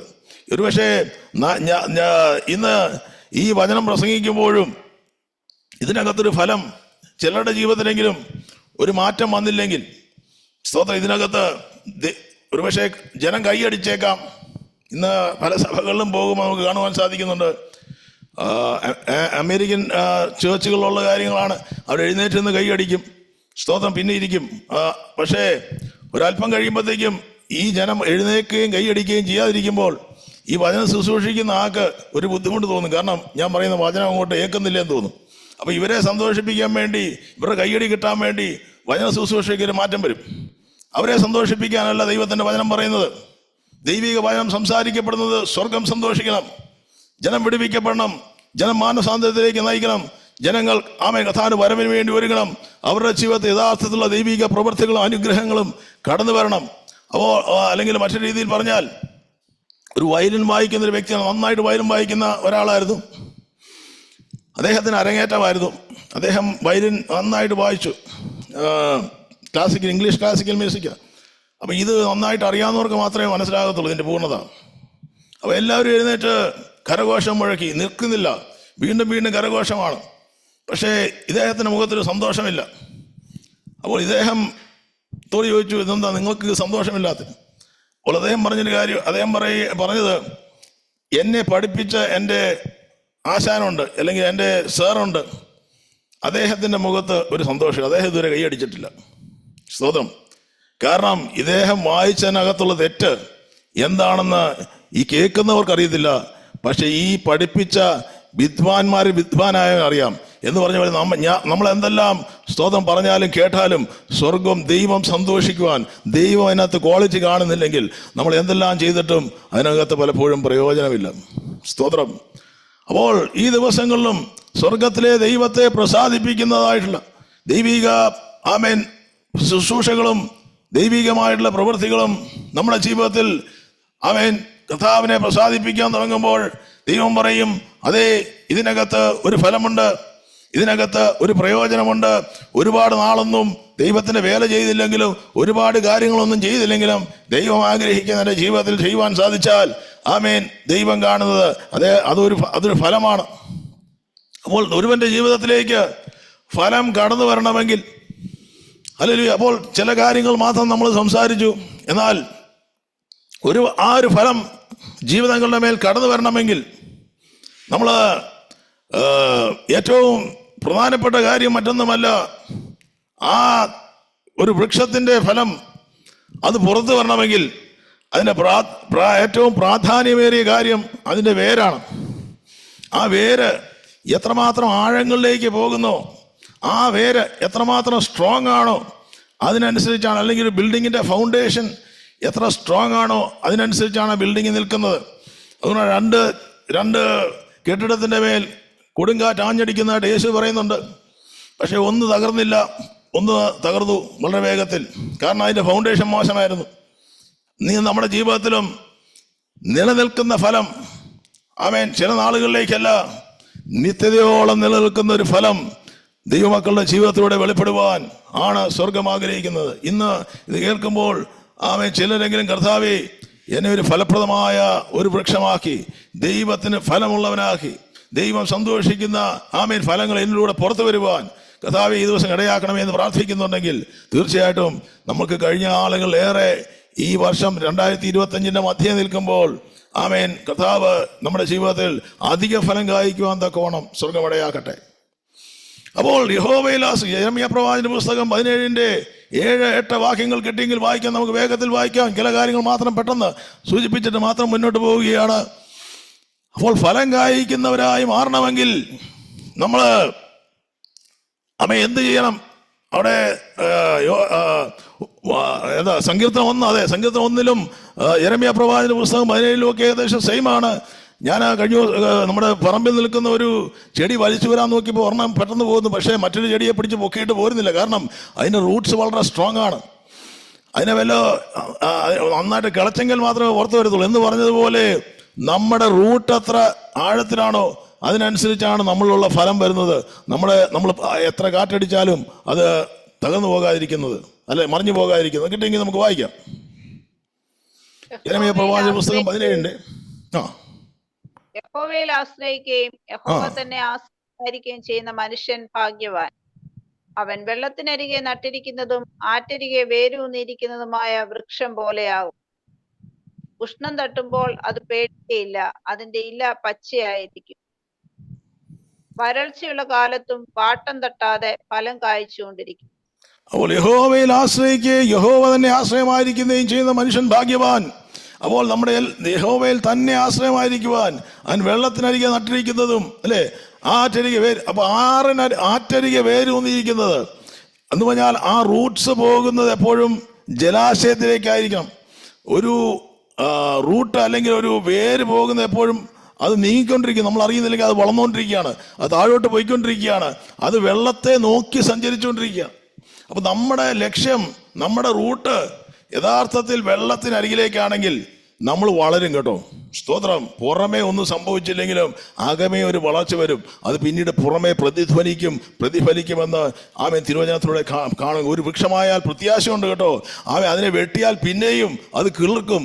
കാരണം എന്നാന്ന് വെച്ചാൽ അതിൻ്റെ വേർ നിലത്ത് പഴകിപ്പോയാലും കുറ്റി മണ്ണിൽ കെട്ടുപോയാലും വെള്ളത്തിന്റെ ഗന്ധം കൊണ്ട് അത് കിളിർക്കും. ഒരു തൈ പോലെ തളിർ വിടുമെന്ന് യോബിന്റെ പുസ്തകം 14-ാം അധ്യായത്തിന് 7-ാം വാക്യം പറയുക. അപ്പോൾ ദൈവത്തിന്റെ വചനത്തിലാണ് നമ്മൾ അധിഷ്ഠിതമായിരിക്കും. ദൈവത്തിന്റെ വെള്ളം പലതിനെ സൂചിപ്പിക്കുന്നുണ്ട്. ദൈവവചനത്തെ നിരന്തരമായി ധ്യാനിക്കുവാനാണ് സങ്കീർത്തനത്തിൽ 1 പറഞ്ഞിരിക്കുന്നത്. അതുകൊണ്ട് നമ്മളെ ജീവിതത്തിൽ വചനധ്യാനം നമ്മൾ കേൾക്കുന്ന പോലെ സ്വഭാവമായി മാറുകയാണെങ്കിൽ വചനം കേൾക്കുന്നത് നമ്മുടെ ജീവിതത്തിൽ അനുദിനം അത് നമ്മുടെ ജീവിതത്തിൻ്റെ ഒരു ഭാഗമായി മാറുമ്പോൾ പരിശുദ്ധാത്മാവെന്ന ജലത്താൽ ആമേൻ ഈ ദിവസങ്ങൾ നമ്മൾ നിറയപ്പെട്ടുവെങ്കിൽ, ദൈവത്തിൻ്റെ സാന്നിധ്യത്തിന് വേണ്ടി കൊതിക്കുന്നവരാണെങ്കിൽ, കൂട്ടായ്മകൾ ആമേൻ ഈ ദിവസങ്ങൾ വർദ്ധിച്ചു വരുമ്പോൾ അതിനകത്തുനിന്ന് വെളിപ്പെടുന്ന ഒരു ദൈവപ്രവൃത്തിയുണ്ട്. അപ്പോൾ ദൈവ സാന്നിധ്യത്തിനകത്ത് പരിശുദ്ധാത്മാവിൻ്റെ നിറവിൽ വചനത്തിൻ്റെ ആമേൻ ആ വചനമാകുന്ന ജലത്തിലേക്കാണ് ആമേൻ നമ്മുടെ വേരുകൾ പോകുന്നതെങ്കിൽ ആമേൻ നമ്മൾ ഈ ദിവസങ്ങൾ വളരും, നമ്മൾ തളിർക്കും, നമ്മൾ പൂക്കും, നമ്മൾ കായ്ക്കും, നമ്മൾ ഈ ദിവസങ്ങൾ സുഗന്ധം വീശും. സ്തോത്രം. അനേകർക്ക് ഒരു നറുവാസനയായി ദൈവം നമ്മളെ മാറ്റും. നീതിമാൻ പന പോലെ തഴയ്ക്കുമെന്നാണ് തിരുവചനം പറഞ്ഞിരിക്കുന്നത്. ദേവദാരു പോലെ വളരുമെന്നാണ് തിരുവചനം പറഞ്ഞിരിക്കുന്നത്. ആമേൻ. അപ്പോൾ ആലയത്തിൽ നടുതലയായവർ ദൈവത്തിൻ്റെ പ്രകാരങ്ങൾ തഴയ്ക്കും. അപ്പോൾ ദൈവത്തിൻ്റെ ആലയത്തിൽ ഈ ദിവസങ്ങളിൽ നമ്മൾ കർത്താവിന് വേണ്ടി നിലനിൽക്കുവാൻ തയ്യാറാണെങ്കിൽ, ആലയത്തിൻ്റെ നടുവിൽ എന്ന് പറഞ്ഞാൽ മറ്റു രീതിയിൽ പറഞ്ഞാൽ പല സ്ഥലത്ത് ഓടി നടക്കുവാനല്ല, നമ്മൾ അറിയാവുന്ന കാര്യമാണ്. ആമേൻ. എവിടെയാണെങ്കിലും നമ്മൾ നിൽക്കുന്നിടത്ത് ആമേൻ അതിനെ വേരൂന്നി നിന്നുകൊണ്ട്, ആ വിശ്വാസത്തിൽ നിന്നുകൊണ്ട്, ആ ദൈവിക സഭയിലായിക്കൊണ്ട് നിൽക്കുന്ന വ്യക്തി ജീവിതങ്ങളാണ് പലപ്പോഴും വളരുന്നത് ഞാൻ കണ്ടിട്ടുള്ളത്. അല്ലെങ്കിൽ അവിടെ ഇവിടെ ഓടി നടക്കുന്നവരല്ല, ദൈവം ആഗ്രഹിക്കുന്ന ഇടത്ത് തന്നെ ആയിരിക്കാം നമ്മൾ റൂട്ടഡ് ആയിരിക്കുന്നത്. മറ്റൊരിടത്തും പോകരുത്. കഥാവായ പരിശുദ്ധാത്മാവെ ഹേമിക്കുന്ന അവിടെയായിരിക്കും. കാരണം ഒരു തൈ എടുത്ത് അതിനെ വലിച്ചിട്ട് വീണ്ടും വേറൊരു സ്ഥലത്ത് വെച്ചാൽ അതിൻ്റെ വളർച്ചയ്ക്ക് കുറവ് വരും.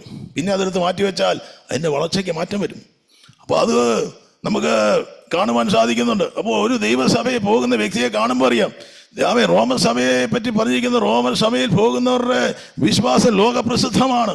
അപ്പോൾ നമ്മൾ പോകുന്ന ഏത് കൂട്ടായ്മയാണോ അത് നമ്മുടെ ജീവിതത്തെ ആമേൻ ആകത്തുക മാറ്റുവാൻ കഴിയും. അത് നമ്മളെ പ്രതിബിംബിക്കും. അത് നമ്മുടെ ജീവിതത്തിലേക്ക് അതിൻ്റെതായ സ്വാധീന വലയങ്ങൾ വരും. അത് നമ്മുടെ ജീവിതത്തെ തളിർക്കുവാനിടയാക്കും. അത് നമ്മുടെ ജീവിതത്തെ പൂക്കുവാനിടയാകും. അത് നമ്മുടെ ജീവിതത്തിന് അർത്ഥവത്താക്കി മാറ്റുവാൻ കഴിയും. അപ്പോൾ ആഴത്തിൽ നടുതലയായിരിക്കുന്നു. അപ്പോൾ ഈ ദിവസങ്ങളും ആമേൻ എങ്ങും പോകരുത്. ആമേൻ ദൈവിക കൂട്ടായ്മകളിൽ ഈ ദിവസങ്ങളും ഒരുമിച്ചായിരിക്കാം. അവിടെ മറ്റൊരു റൂട്ടിനകത്ത് പറഞ്ഞിരിക്കുന്ന കാര്യം, ദൈവകൃപ വിട്ട് പിന്മാറുകയും വല്ല കയ്പുള്ള വേരും മുളച്ച് കലക്കമുണ്ടാക്കി. അപ്പോൾ ഈ വേര് കയ്പുള്ള വേര് ഉണ്ടാകാതിരിക്കാമെന്ന് ശ്രദ്ധിക്കണം. അപ്പോൾ നമ്മുടെ ഇടയിൽ നമ്മുടെ ഹൃദയത്തിനകത്ത് കയ്പുണ്ടെങ്കിൽ ആ കയ്പ് നമ്മൾ മുളയ്ക്കാനിടയാകരുത്. എന്തെങ്കിലും കയ്പ് വന്നിട്ടുണ്ടെങ്കിൽ ആ കയ്പ് കർത്താവിൻ്റെ നാമത്തിൽ അതങ്ങ് മാറ്റിയേക്കണം. അത് പാസ്റ്ററോടായിരിക്കാം, വ്യക്തി ജീവിതങ്ങളായിരിക്കാം, ആമേൻ നമ്മുടെ പ്രിയപ്പെട്ട ആരുമായിട്ട് സഹവിശ്വാസികളായിരിക്കാം. ഒരു കയ്പും നമ്മുടെ ജീവിതത്തിൽ വരരുത്. കയ്പ് വന്നാൽ അത് അവിടെ പറഞ്ഞിരിക്കുന്നത് ഈശയും മണക്കവും ഒരിക്കെ ആമേൻ ചെടികന്മാരും മനുഷ്യപ്പോൾ നടക്കുന്നവരുമായി ഒരുത്തൻ പൗലോസിന്റെ പക്ഷക്കാരെന്നും ആമേൻ അങ്ങനെ പറയരുത്. ഈ ദിവസങ്ങളിൽ ആ വല്ല കയ്പുള്ള വേര് മുളയ്ക്കരുത്. അതിനാൽ ആരും ആമേൻ ഈ ദിവസങ്ങളിൽ ദൈവസന്നിധിയിൽ നിന്ന് മാറിപ്പോകുവാൻ തക്കവണ്ണം അത് ഇടയാക്കുന്ന പലപ്പോഴും ഹൃദയത്തിൽ വരുന്ന കയ്പ്, അത് ശത്രു പ്രവർത്തിക്കുന്ന ഒരു മണ്ഡലമാണ്. അത് നമ്മൾ സൂക്ഷ്മമായി തിരിച്ചറിയുന്നുണ്ടെങ്കിൽ നമ്മുടെ ജീവിതത്തിലേക്ക് ഒരു ദൈവിക വളർച്ച കടന്നു വരുവാനിടയാകും. കർത്താവിന് ആരോടും പടക്കമില്ലായിരുന്നു, കർത്താവിന് ആരോടും വഴക്കില്ലായിരുന്നു, കർത്താവിന് ആരോടും വേദനയില്ലായിരുന്നു. സ്തോത്രം. യൂദാസിനോട് പോലും കർത്താവിന് യാതൊരു അമർഷവും കാണിക്കുന്നില്ല. ക്രൂശിൽ തറയ്ക്കുമ്പോഴും കർത്താവ് യേശുക്രിസ്തു അവർക്ക് വേണ്ടി പ്രാർത്ഥിക്കുകയാണ്. അതുകൊണ്ട് നമുക്ക് ആരോടും ഒരു കയ്പും വേണ്ട, ആരോടും ഒരു വിദ്വേഷം വേണ്ട. നമ്മുടെ ഹൃദയത്തിനകത്ത് ഇത് സകലം നമുക്ക് അനുഗ്രഹിക്കുന്നവരായി മാറാം. അത് ശത്രുവിൻ്റെ ഒരു പദ്ധതിയാണെന്ന്. സ്തോത്രം. അപ്പോൾ നമുക്ക് ശിംശോന്റെ ജീവിതത്തിലേക്ക് നോക്കിയാൽ നമ്മൾ എത്ര നാള് കർത്താവിന് വേണ്ടി നിന്നു എന്നുള്ളതല്ല, നമ്മൾ എത്രമാത്രം ആ സമയത്ത് ദൈവത്തെ അറിഞ്ഞതിന് ശേഷം നമ്മൾ എത്രയധികം തീക്ഷ്ണതയോടെ കർത്താവിന് വേണ്ടി നിൽക്കുന്നു എന്നുള്ളതാണ് അതിനകത്ത് വളരെ പ്രാധാന്യമേറിയൊരു കാര്യം. അപ്പോൾ ദൈവസഭയ്ക്കകത്ത് കൊടുത്തിരിക്കുന്ന മറ്റൊരു ഫലമുണ്ട്. ദൈവം തന്നിരിക്കുന്ന ഗിഫ്റ്റ്സ് ഉണ്ട്. അതായത് പുതിയ നിയമസഭ ജന്മമെടുക്കുമ്പോൾ അതിനകത്ത് കൃപയില്ലാത്ത ആരുമില്ലായിരുന്നു എന്നാണ് തിരുവചനം പറഞ്ഞിരിക്കുന്നത്. സകലർക്കും കൃപ ലഭിച്ചിരുന്നു. സകല ജനത്തിൻ്റെ പേരും ദൈവത്തിൻ്റെ കൃപയുണ്ടായിരുന്നു. എന്ന് പറഞ്ഞാൽ എന്തെങ്കിലുമൊക്കെ ഒരു കൃപാവരം സകലരുടെ മേലും ഉണ്ടായിരുന്നു. ആ ദൈവസഭയ്ക്കകത്തുള്ള കൃപാവരം ഉണ്ടാകണമെന്നാണ് പരിശുദ്ധാത്മാവ് ആഗ്രഹിക്കുന്നത്. അതുകൊണ്ട് ഈ ദിവസങ്ങളിൽ നമുക്ക് പ്രാർത്ഥിക്കാം, കർത്താവേ ആ കൃപാവരങ്ങൾ എൻ്റെ മേൽ ഈ ദിവസങ്ങളിൽ ഉണ്ടാകുവാനിടയാകട്ടെ. ദൈവത്തിൻ്റെ കൃപാവരത്തെ പറ്റി 3 ഭാഗങ്ങളായിട്ട് തിരുവചനത്തിൽ പറയുന്നുണ്ട്. റോമർക്കെതിരെ ലേഖനം 12-ാം അധ്യായത്തിലും 1 കൊരിന്ത്യർ 12-ലും എഫീഷ്യർക്കെതിരെ ലേഖനം 4-ാം അധ്യായത്തിലും പറയുന്നുണ്ട്. എഫീഷ്യർക്ക് 4-ാം അധ്യായത്തിൽ 5 തൂണുകളെ പറ്റി പറയുന്നുണ്ട് വ്യക്തമായിട്ട്.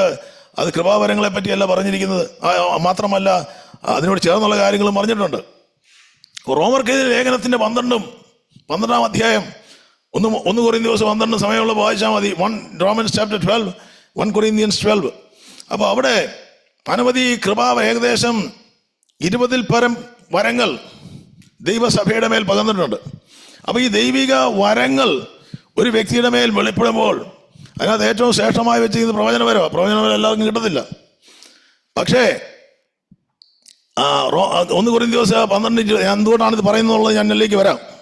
1 കൊരിന്ത്യസ് 12:28 ഉണ്ടെങ്കിൽ വായിക്കാം. ദൈവസഭ യേശുക്രിസ്തുവിന്റെ ശരീരം ഒന്നാണ്, അതിൻ്റെതായ ഭാഗങ്ങളാണ്, കൈയൊന്ന് കണ്ണൊന്ന് എന്നൊക്കെ പറഞ്ഞിട്ട് ഒരു ശരീരമാണ്, അതിനകത്ത് കൃപാവരങ്ങൾ പലതാണ് എന്നൊക്കെ അപ്പോസ്തലനായ പൗലോസ് പറയുന്നുണ്ട്. അപ്പോൾ ഓരോരുത്തർക്കും ഓരോ കൃപകൾ ദൈവം കൊടുക്കുന്നുണ്ട്. അതിൻ്റെ 12:28 നമുക്ക് കിട്ടിയെങ്കിൽ വായിക്കാം. 1 കൊരിന്ത്യസ് 12:28 കിട്ടിയെങ്കിൽ നമുക്ക് പെട്ടെന്ന് വായിക്കാം. 1 Corinthians chapter 12. ദൈവം സഭയിൽ 1-ാമത് അപ്പോസ്തലന്മാർ, 2-ാമത് പ്രവാചകന്മാർ, 3-ാമത് ഉപദേഷ്ടാക്കന്മാർ, ഇങ്ങനെ ഓരോരുത്തരെ നിയമിക്കുകയും പിന്നെ വീര്യപ്രവൃത്തികൾ, രോഗശാന്തികളുടെ വരം, സഹായം ചെയ്യുവാനുള്ള വരം, പരിപാലന വരം, വിവിധ ഭാഷാവരം എന്നിവ നൽകുകയും ചെയ്തു. Thank you sister. Thank you. അത് മതി. സ്തോത്രം. ഒരുപാട് വരങ്ങൾ പിന്നീട് പറഞ്ഞിട്ടുണ്ട്. നമുക്ക് സമയത്തിന്റെ പരിമിതി ഉള്ളതുകൊണ്ട് ഞാൻ പെട്ടെന്നൊന്ന് പറഞ്ഞു പോവുകയാണ്. അപ്പോൾ ദൈവസഭയിൽ 1-ാമത് അപ്പോസ്തലന്മാരാണ്. അതൊക്കെ പറഞ്ഞിട്ട് പലതരം വരങ്ങളുണ്ട്. രോഗശാന്തിയുടെ വരമുണ്ട്, അത്ഭുതങ്ങൾ ചെയ്യുവാനുള്ള വരങ്ങളുണ്ട്, ഭൂതങ്ങളെ പുറത്താക്കാനുള്ള വരമുണ്ട്, അന്യഭാഷകൾ സംസാരിക്കാൻ മാത്രമല്ല അന്യഭാഷകളെ വിവേചിക്കാനുള്ള വരമുണ്ട്. പക്ഷേ നമ്മൾ ആരും പലപ്പോഴും ശ്രദ്ധിക്കാതെ പോകുന്ന ചില വരങ്ങളുണ്ട് കേട്ടോ. ആമേൻ. ആ വരമാണ് ഇവിടെ എഴുതി വെച്ചിരിക്കുന്നത്. ഈ വരം ഉണ്ടെങ്കിൽ അവർക്ക് മറ്റുള്ള വരം കിട്ടത്തുള്ളൂ. അതാണ് വീര്യപ്രവർത്തികളുടെ രോഗശാന്തിയുടെ വരമുണ്ട്, സഹായം ചെയ്യാനുള്ള ഒരു വരമുണ്ട്. ആമേൻ. പരിപാലന വരമുണ്ട്. എല്ലാവർക്കും ബാക്കിയുള്ള വരം മതി. സ്തോത്രം. വിവിധ ഭാഷാവരമുണ്ട്. പക്ഷേ ഇന്ന് അതിൻ്റെ റോമർക്ക് ലേഖനം 12:7 പറയുന്നുണ്ട്, ശുശ്രൂഷയെങ്കിൽ ശുശ്രൂഷയിൽ, ഉപദേശിക്കുന്നവനെങ്കിൽ ഉപദേശത്തിൽ, പ്രബോധിക്കുന്നവനെങ്കിൽ പ്രബോധനത്തിൽ, ദാനം ചെയ്യുന്നവെങ്കിൽ ഏകാഗ്രതയോടെ ഭരിക്കുന്നു. അപ്പോൾ ദാനം ചെയ്യുന്നത് ഒരു വരമാണ്, പ്രബോധനം മറ്റുള്ളവരെ പ്രബോധിപ്പിക്കുന്ന ഒരു വരമാണ്. ഇന്ന് ശുശ്രൂഷ, ആമേൻ, മറ്റുള്ളവരെ കരം താങ്ങുന്ന ഒരു ശുശ്രൂഷയുണ്ട്. മറ്റുള്ളവരെ ഹെൽപ്പ് ചെയ്യാൻ, സെർവ് ചെയ്യാൻ, ദൈവസഭയ്ക്കകത്ത് ആമേൻ ദൈവസഭയുമായി ബന്ധപ്പെട്ടുള്ള കാര്യങ്ങൾ ചെയ്യുവാൻ, അതിനെ കരം താങ്ങുവാൻ ദൈവം ആഗ്രഹിക്കുന്ന ഒരു ഫലമുണ്ട്. അത് നമ്മുടെ ജീവിതത്തിലേക്ക് കടന്നു വരുമ്പോൾ ആമേൻ അത് പല രീതിയിലുണ്ട്. അത് ദൈവം ആ ഒരു ഫലം നമ്മുടെ ജീവിതത്തിൽ ദൈവ കർത്താവ് ആഗ്രഹിക്കുന്നുണ്ട്. പലപ്പോഴും ഈ ശുശ്രൂഷ ഉണ്ടാകുന്നതിന് മുമ്പേ വ്യക്തിപരമായ എൻ്റെ ജീവിതത്തിൽ ചിന്തിക്കുകയാണെങ്കിൽ ഞാൻ എപ്പോഴും ആദ്യം പോയി പായലിരുന്ന് ആണ് ഞങ്ങൾ ആരാധിച്ചുകൊണ്ടിരുന്നത്. അപ്പോൾ പിടിക്കാനും ആദ്യം എടുക്കുവാനും ഒരുപാട് ആഗ്രഹം എനിക്കുണ്ടായിരുന്നു. സ്തോത്രം. കർത്താവിന് വേണ്ടി എന്ത് ചെറിയ വേലയാണെങ്കിലും വലിയ വേലയാണെങ്കിലും നമുക്ക് അതിനു വേണ്ടി ഒരു തീക്ഷ്ണത വേണം. സ്തോത്രം. പ്രസംഗിക്കുക മാത്രമല്ല, ആമേൻ, ഒരു ഏലിയാവിൻ്റെ കൈ കഴുകി കൊടുത്തിരുന്ന വ്യക്തിയായിരുന്നു. ആമേൻ. അപ്പോൾ എന്തും കർത്താവിൻ്റെ വേലയ്ക്ക് വേണ്ടി ചെയ്യുവാൻ തയ്യാറാകുന്ന ഒരു വരം നമുക്ക് വേണം. മറ്റുള്ളത് പറയാം എൻകറേജിങ്, പരിപാലന വരം, മറ്റുള്ളവരെ സാന്ത്വനപ്പെടുത്തുവാൻ, മറ്റുള്ളവരെ ഉത്ബോധിപ്പിക്കുവാൻ. മറ്റുള്ളവർ പലപ്പോഴും തളർന്നിരിക്കുമ്പോൾ ആമേൻ പലരും തള്ളിക്കളയുന്ന വ്യക്തി ജീവിതങ്ങൾ ദൈവസഭയ്ക്കകത്തുണ്ട്. എനിക്കങ്ങനെ അനേകരെ അറിയാം. പല സഭകളിൽ പോയിട്ട് ആമേൻ പലയിടത്തും തള്ളപ്പെട്ട അനുഭവത്തിൽ വന്നവരുണ്ട്. സ്തോത്രം. അവരെ കരം താങ്ങുവാൻ, മറ്റുള്ളവരോട് കരുണ കാണിക്കുവാൻ, മറ്റുള്ളവരെ സഹായിക്കുവാൻ. അതെന്ത് സഹായമാണ്? ഹെൽപ്പ്, സഹായത്തിൻ്റെ വരമുണ്ട്, കരുണയുടെ വരമുണ്ട്. മറ്റുള്ളവരോട് കരുണ കാണിക്കുക, മറ്റുള്ളവരെ കളിയാക്കുവാനല്ല. പരിപാലന വരം, മറ്റുള്ളവരെ ഒരു അപ്പൻ മക്കളെ അല്ലെങ്കിൽ മറ്റുള്ളവരെ പരിപാലിക്കുവാൻ, അവർക്ക് കംഫർട്ട് കൊടുക്കുവാൻ. ആമേൻ. അപ്പോൾ ഈ വരങ്ങൾ, ഈ ഫലങ്ങൾ ദൈവസഭയ്ക്കകത്ത് വെളിപ്പെടട്ടെ എന്ന് ഞാൻ പ്രാർത്ഥിക്കുകയാണ്. അല്ലേ? അപ്പോൾ ദൈവം മനുഷ്യൻ നോക്കുമ്പോഴുള്ള ഫലങ്ങളും വരങ്ങളുമല്ല, അതിനപ്പുറത്തുള്ള വരങ്ങളും ഫലങ്ങളും ദൈവം കാണുന്നുണ്ട്. അപ്പോൾ നമുക്കെന്തെങ്കിലും പ്രസംഗിച്ചിട്ട് ആമേൻ കയ്യടി വാങ്ങിക്കുക എന്നുള്ളതിനപ്പുറത്ത് അത് ദൈവം തന്നൊരു വരമാണ്. പക്ഷെ അതിനപ്പുറത്ത് ദൈവം ആഗ്രഹിക്കുന്ന തലങ്ങളിൽ നമ്മുടെ രഹസ്യമായി നമ്മൾ ചെയ്യുന്നത് പലപ്പോഴും ദൈവം അതിനെ കണക്കിടുന്നുണ്ട്. അതുകൊണ്ട് തന്നെ ഒരു നമുക്ക് പല സ്ഥലത്ത് നോക്കുമ്പോൾ അറിയാം. യോസെഫിൻ്റെ ജീവിതത്തിലേക്ക് നോക്കുമ്പോൾ വർഷങ്ങളോളം വളരെ താണനുഭവത്തിലായിരുന്നു. എലീശ പ്രവാചകൻ ഒരു നിഴലായി ഏലിയാവിൻ്റെ കൂടെ നടന്നു. യോശുവയെ മോശയുടെ കൂടെ നടക്കുമ്പോൾ അദ്ദേഹം ഒന്നുമല്ലാത്ത ഒരു വ്യക്തിയായിരുന്നു. പക്ഷേ സമയമായപ്പോൾ അത് ഒരു നിഴൽ പോലെ ദൈവസഭയിൽ അവിടെ കർത്താവിന് വേണ്ടി ചെയ്യാൻ കഴിയുന്നതൊക്കെ അവർ ചെയ്തുകൊണ്ടിരുന്നു. പക്ഷേ ഒരു സമയം കഴിഞ്ഞപ്പോഴാണ് ഞാൻ വിശ്വസ്തനെന്ന് എണ്ണിയത് കൊണ്ട് ദൈവം എനിക്കൊരു ശുശ്രൂഷ തന്നു. അപ്പോൾ ദൈവത്തിൻ്റെ സന്നിധിയിൽ ഒരു യോസേഫ് ഫെയ്ത്ത്ഫുൾ ആയിട്ടിരുന്നുകൊണ്ട്, വിശ്വസ്തനായിരുന്നുകൊണ്ട് സമയമായപ്പോൾ യോസേഫ് അതേ ഒരു ഫലപ്രദമായ ഒരു വൃക്ഷമാക്കി ദൈവം മാറ്റുവാനിടയായി. അപ്പോൾ ദൈവത്തിൻ്റെ സന്നിധിയിൽ ഈ ദിവസങ്ങളിൽ ഫലമുള്ളവരായി മാറുവാൻ, അതാണ് ജനസിസ് 49:22 പറഞ്ഞിട്ടുണ്ട്. അവിടെ യോസേഫിൻ്റെ ജീവിതത്തിലേക്ക് നോക്കുമ്പോൾ ചില കാര്യങ്ങൾ നമുക്ക് ചിന്തിക്കാം. അതിനുശേഷം അതെ, യോസേഫിൻ്റെ 49:22 കിട്ടിയെങ്കിൽ നമുക്ക് വായിക്കാം. യോസേഫ് ഏകദേശം 13 വർഷത്തോളം അദ്ദേഹം കിട്ടിയൊരു ദർശനം ജീവിതത്തിൽ പൂർത്തീകരിക്കപ്പെട്ടത് 13 വർഷത്തിന് ശേഷമാണ്. അപ്പോൾ യോസേഫ് അവിടെ പറഞ്ഞിരിക്കുന്നത് ഫലപ്രദമായൊരു കിട്ടിയെങ്കിൽ വായിക്കാം. യോസേഫ് ഫലപ്രദമായൊരു വൃക്ഷം, നീരുറവിനരികെ ഫലപ്രദമായൊരു വൃക്ഷം തന്നെ, അതിന്റെ കൊമ്പുകൾ മതിലിന്മേൽ പടരുന്നു.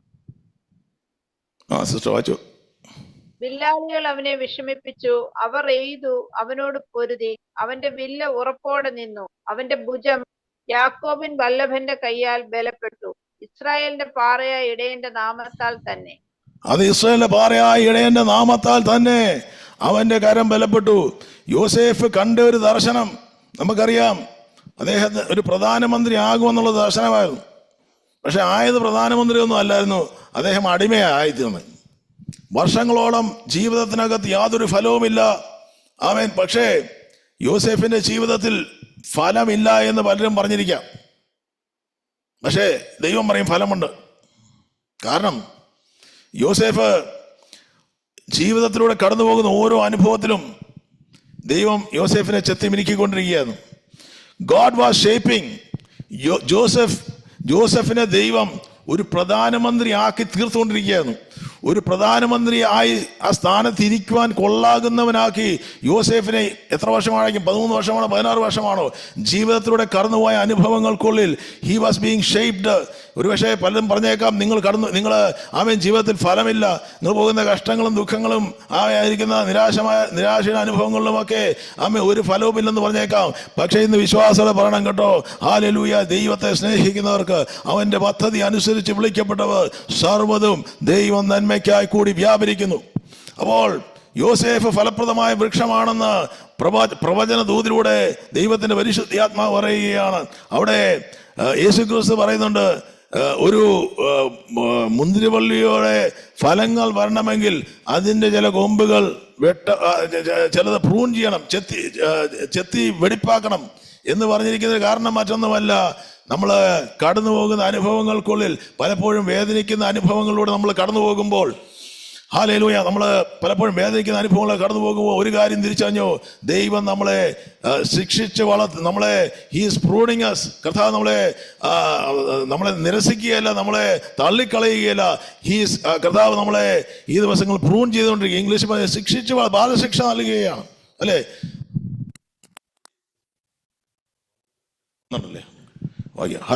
അപ്പോൾ അവിടെ അതുകൊണ്ട് നമ്മൾ തളർന്നു പോകരുത് എന്നാണ് തിരുവചനത്തിൽ പറഞ്ഞിരിക്കുന്നത്. നമ്മൾ മടുത്തു പോകരുത്. പിതാവ് തൻ്റെ പുത്രനെ ശിക്ഷിക്കുമ്പോൾ അത് നമ്മുടെ ഈ ഭൂമിയിലുള്ള പിതാക്കന്മാർ നമുക്ക് തോന്നിയതുപോലെ ശിക്ഷിച്ചു. പക്ഷേ ദൈവം നമ്മളെ ശിക്ഷണം നൽകി വളർത്തുമ്പോൾ ഒരു കാര്യം തിരിച്ചറിഞ്ഞോണം, കർത്താവ് നമ്മളെ ചിലത് ആക്കിക്കൊണ്ടിരിക്കുകയാണ്.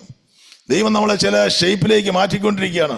അതുകൊണ്ട് തീയുടെ അനുഭവത്തിലാണെങ്കിലും കുശവന്റെ കയ്യിലെ കളിമണ്ണ് പറയും, എന്താ എൻ്റെ ജീവിതത്തിൽ ഇങ്ങനെ എത്ര ചൂടേറിയ അനുഭവങ്ങൾ, എനിക്ക് മാത്രമേ ഇങ്ങനെയുള്ള അനുഭവങ്ങൾ. പക്ഷെ ഒരു കാര്യം തിരിച്ചറിഞ്ഞു, ചിലയിടങ്ങളിൽ ചില മണ്ഡലങ്ങളിലൊക്കെ ചില ഫലങ്ങൾ കർത്താവ് കൊണ്ടുവന്നിരിക്കും. കിട്ടിയെങ്കിൽ നമുക്ക് വായിക്കാം. ഹല്ലേലൂയ. റോമർക്കെതിരെ ലേഖനം 12-ാം അധ്യായത്തിന്റെ വാക്യം കിട്ടിയെങ്കിൽ തൽക്കാലത്തേക്ക് ആ ശിക്ഷണം നമുക്ക് തൽക്കാലത്തേക്ക് വേദനയുള്ളെന്ന് തോന്നിയേക്കാം. പക്ഷേ സ്തോത്രം, പിന്നീട് അത് നീതിയുടെ ഫലം. അങ്ങനെ ഒരു വാക്ക് കിടപ്പണം. അതുകൊണ്ട് ഞാൻ അത് പറയാൻ കാരണം, നമുക്ക് കിട്ടിയെങ്കിൽ വായിക്കാം. റോമർക്കെതിരെ ലേഖനം 12-ന്റെ സ്തോത്രം സ്തോത്രം സ്തോത്രം. ഹല്ലേലൂയ. അത് കിട്ടിയെങ്കിൽ കുഴപ്പമില്ല. ആമേൻ. അവിടെ മറ്റൊരു ഭാഗത്ത് യോസേഫിന്റെ ജീവിതത്തിലും അത് തളർന്നു പോയില്ല, മടുത്തു പോയില്ല. പക്ഷേ അദ്ദേഹം തൻ്റെ ജീവിതത്തിൽ അത് ദൈവനാമ മഹത്വത്തിനായി തീരുവാൻ തക്കവണ്ണം ഇടയായി. ഇന്ന് പലപ്പോഴും നമ്മുടെ ജീവിതത്തിൽ ശാരീരികമായിട്ട് മാനസികമായിട്ടൊക്കെ നമ്മൾ ബലപ്പെടുവാനാണ് കർത്താവ് ആഗ്രഹിക്കുന്നത്. ഒരു ഫലമുള്ള ഹെബ്രായർക്കാർക്ക് ലേഖനം 12-ാം അധ്യായമാണ്. സ്തോത്രം. അപ്പോൾ സങ്കീർത്തനം 92-ന്റെ 13-14 വാക്യങ്ങൾ പറയുകയാണ്, വാർദ്ധക്യത്തിലും അവർ ഫലം കായ്ച്ചുകൊണ്ടിരിക്കും, അവർ പുഷ്ടിവെച്ചും പച്ച പിടിച്ചും ഇരിക്കും. അതെ, ഈ ദിവസങ്ങളിലും നമ്മളുടെ ആരോഗ്യപരമായ മണ്ഡലങ്ങളിൽ നമ്മളെ ഈ ദിവസങ്ങളിൽ ബലപ്പെടുത്തുവാൻ കർത്താവിന് കഴിയും. രോഗങ്ങളെ കർത്താവ് സൗഖ്യമാക്കുവാൻ നമ്മുടെ കർത്താവിന് കഴിയും. അതുകൊണ്ട് ശാരീരികമായിട്ടൊക്കെ ഈ ദിവസങ്ങളിൽ ദൈവം നമ്മളെ ബലപ്പെടുത്തട്ടെ. അവരെ പറഞ്ഞിരിക്കുന്ന വാർദ്ധക്യത്തിലും അവർ ഫലം കായ്ച്ചു എന്ന് പറഞ്ഞാൽ പ്രായമായെന്ന് പറഞ്ഞ് വെറുതെ ഇരിക്കുകയല്ല. ഈ ദിവസങ്ങളിലും പ്രായമായാലും അനേകർക്ക് നമ്മളൊരു അനുഗ്രഹമാക്കി ദൈവം മാറ്റുവാൻ തക്കവണ്ണം ഇടയാകും. അതെ, നമുക്ക് അനവധി പേരെ നമുക്ക് കാണുവാൻ സാധിക്കുന്നു. മുട്ടങ്കീർ സച്ചാനെയും ഒക്കെ നമുക്ക്, അല്ലെങ്കിൽ ബില്ലിഗ്രാമിൻ്റെയൊക്കെ ജീവിത അവസാനം വരേക്കും അവർ കർത്താവിന് വേണ്ടി ഫലം കായ്ച്ചുകൊണ്ടിരുന്നവരായിരുന്നു. അനേകർക്ക് കുടുംബത്തിനകത്ത് പ്രായമായി അവൻ മരണക്കിടക്കയിലേക്ക് മാറുമ്പോഴും അനേകരെ അനുഗ്രഹങ്ങളാക്കി തീർക്കുവാൻ വേണ്ടിയാണ് ദൈവം നമ്മൾ ഇന്ന് പ്രാർത്ഥിക്കുന്നുണ്ടെങ്കിൽ പ്രാർത്ഥിക്കും, കർത്താവേ ആമേൻ, ഞാൻ എത്ര നാൾ ജീവിച്ചു എന്നുള്ളതല്ല, എത്ര നാൾ ഞാൻ ജീവിക്കുന്നുവോ അത്രയും കാലം ആർക്കൊരു മുള്ളായി തീരുവാനില്ല. അനേകർക്ക് ഞാനൊരു അനുഗ്രഹം, അനേകർക്ക് സന്തോഷം കൊടുക്കുന്ന വ്യക്തിയായി തീരുവാൻ, അനേകരെ സത്യമാർഗത്തിലേക്ക് നയിക്കുന്നവരായി തീരുവാൻ, അനേകരെ ജീവിക്കുന്ന ദൈവത്തെ കണ്ടുമുട്ടുവാൻ, എന്നിലൂടെ അനേകർ ഈ ദിവസങ്ങൾ ആശ്വാസം പ്രാപിക്കുവാൻ, അനേകർ ഈ ദിവസങ്ങൾ അനുഗ്രഹം പ്രാപിക്കുവാൻ കർത്താവേ എന്നെ ഒരു മുഖാന്തരമാക്കണമേ എത്രയെന്ന് പ്രാർത്ഥിക്കും. ക്യാപ്റ്റൻ സാമുവലിനെ പറ്റി നമുക്കറിയാം. അദ്ദേഹം വളരെ ശക്തമായിട്ട് നോർത്ത് ഇന്ത്യയിൽ പ്രയോജനപ്പെട്ടിരുന്ന ദൈവദാസനാണ്. അദ്ദേഹം മരിക്കുമ്പോൾ അദ്ദേഹം പറഞ്ഞു, ഞാൻ മരിക്കുമ്പോൾ എനിക്ക് വചനം ശുശ്രൂഷിക്കണമെന്നാണ് അദ്ദേഹം പറഞ്ഞത്. അപ്പോൾ മരണക്കിടക്കയിൽ കിടക്കുമ്പോഴും ദൈവത്തിന്റെ വചനം സംസാരിച്ചുകൊണ്ടാണ് അദ്ദേഹം തന്റെ ജീവനെ കർത്താവിന് കൊടുക്കുന്നത്.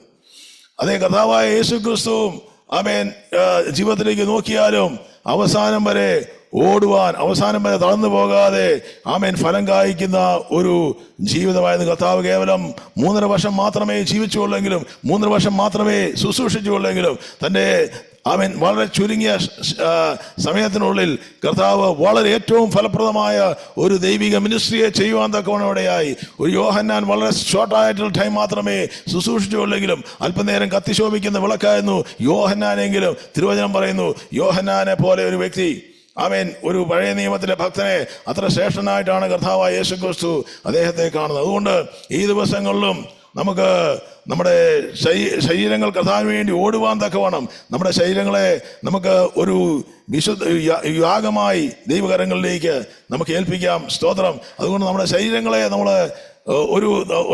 നമുക്ക് സൂക്ഷിക്കാൻ തയ്യാറാകാം. അതിന് കാരണം ഞാൻ മറ്റൊന്നുമല്ല, പലരും ശരീരത്തെ പറ്റിയോ അല്ലെങ്കിൽ ശരീരത്തെ പരിപോഷിപ്പിക്കുന്നതിനെ പറ്റി ചിന്തിക്കാറില്ല.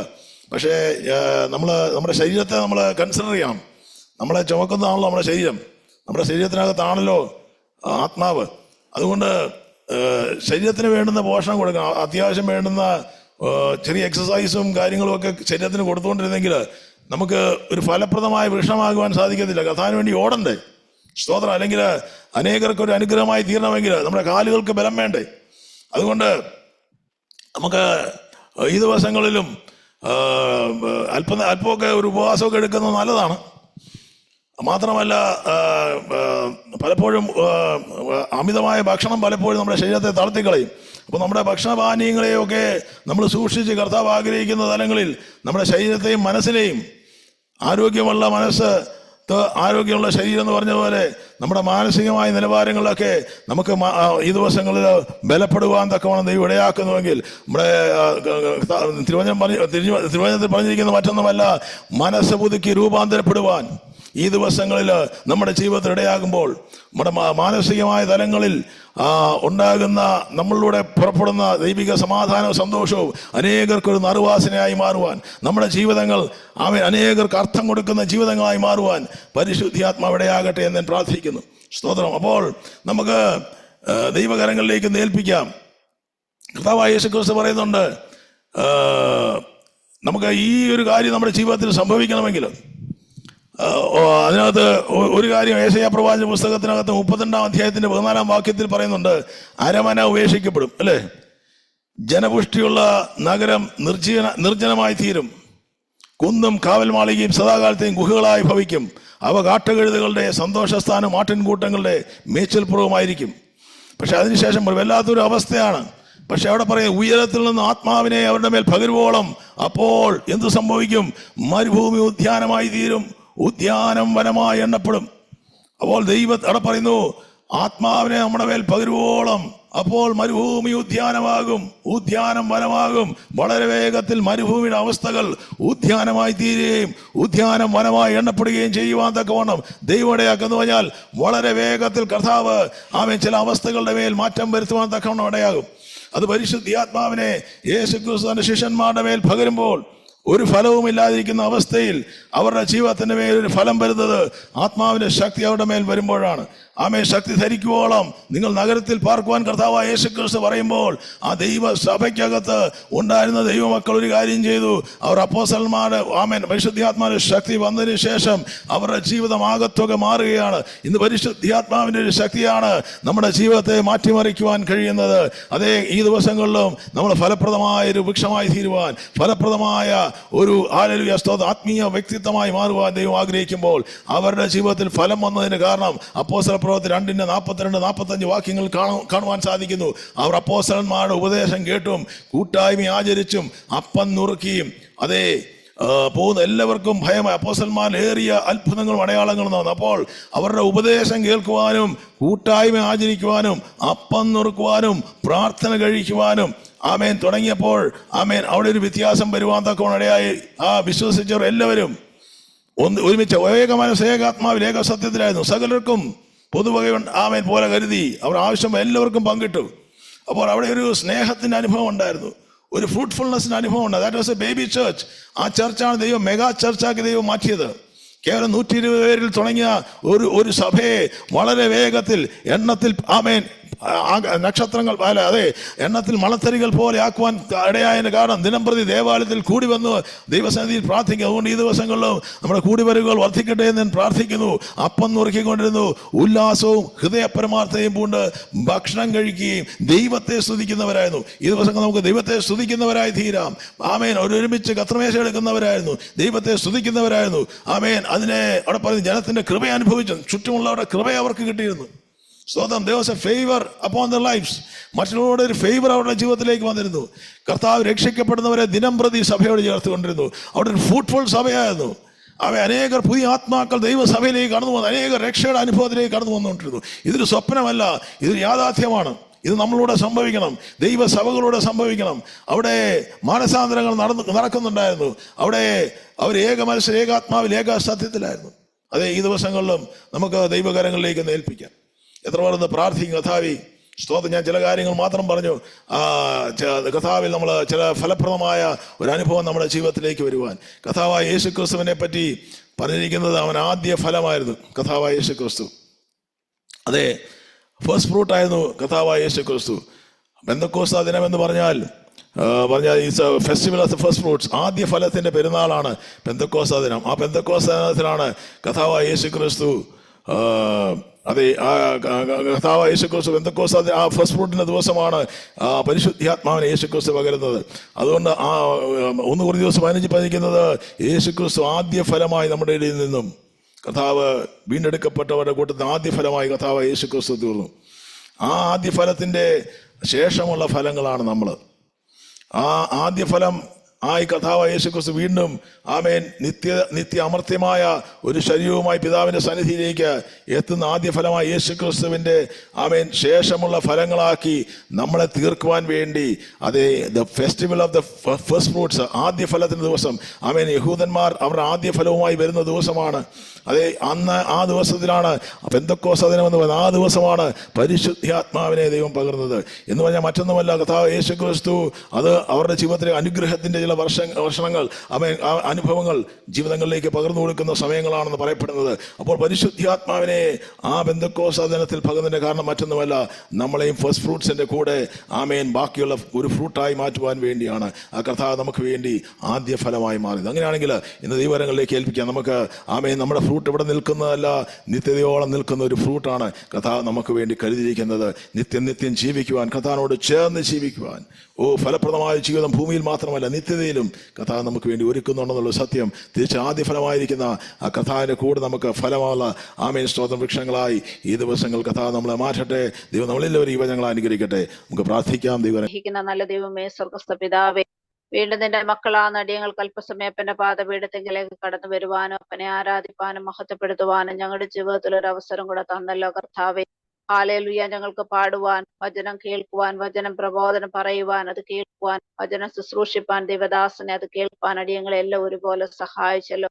ഞങ്ങളെ ഹല്ലേലൂയ കേൾപ്പിക്കപ്പെട്ടതുപോലെ കർത്താവെ അവിടുന്ന് ആഗ്രഹിക്കുന്ന അളവിലും ഹല്ലേലൂയ വലിപ്പത്തിലും ഫലം കായ്ക്കുന്ന മക്കളായി, ദൈവത്തിന്റെ ഹിതത്തിനനുസരിച്ച് ജീവിക്കുന്ന മക്കളായി ഹല്ലേലൂയ ഞങ്ങളായി തീരുവാൻ ദൈവത്തിന്റെ പരിശുദ്ധാത്മാവ് ഞങ്ങളെ സഹായിക്കണമെന്ന് പ്രാർത്ഥിക്കുന്നു. ഞങ്ങളെ ഹല്ലേലൂയ ഈ ഭൂമിയിൽ അവിടുന്ന് ജനിപ്പിച്ചത് കൊണ്ട് കർത്താവ് ഹല്ലേലൂയ ഞങ്ങളെ എന്തിനാണോ ജനിപ്പിച്ചത് കർത്താവെ, ആ ഉദ്ദേശം ഞങ്ങളിൽ കൂടെ പൂർത്തീകരിക്കപ്പെടുവാൻ തക്കവണ്ണം അവിടുത്തെ ഹിതപ്രകാരം ജീവിപ്പാൻ, അവിടുത്തെ ഹിതപ്രകാരം പ്രാർത്ഥിപ്പാൻ ഹല്ലേലൂയ ഹല്ലേലൂയ ഞങ്ങളെ എല്ലാവരെയും ഒരുപോലെ സഹായിക്കണമെന്ന് പ്രാർത്ഥിക്കുന്നു കർത്താവെ. സർവശക്തനായ കർത്താവ്, സർവാധികാരിയായ കർത്താവ്, സകലത്തിനും മേലായ കർത്താവ് ഞങ്ങളോട് കൂടെ ഇരുന്ന് ഹല്ലേലൂയ ഞങ്ങളെ എപ്പോഴും ജയത്തോടെ നടത്തുന്നതിനായി നന്ദി പറയുന്നു കർത്താവെ.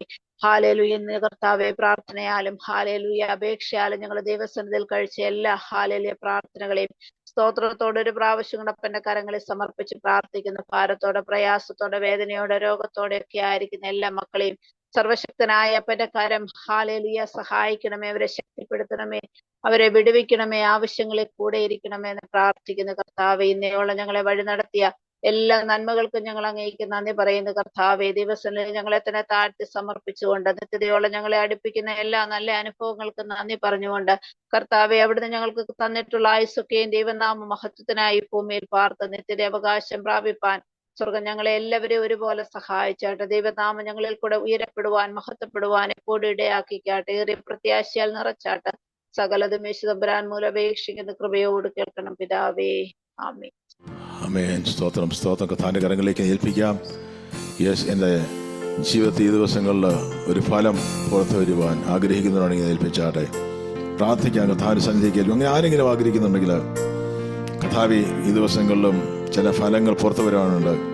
ആ ഫലങ്ങൾ എൻ്റെ ജീവിതത്തിലൂടെ പുറത്തു വരുവാൻ, അതിലൂടെ ദൈവനാമം മഹത്വം എടുക്കുവാൻ ആഗ്രഹിക്കുന്നുണ്ടെങ്കിൽ ദൈവകരങ്ങളിലേക്ക് ഏൽപ്പിച്ചാട്ടെ.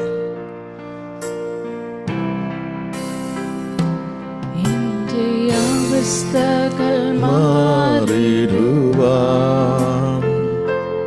എന്നിൽ രൂപാന്തരം വരുവാൻ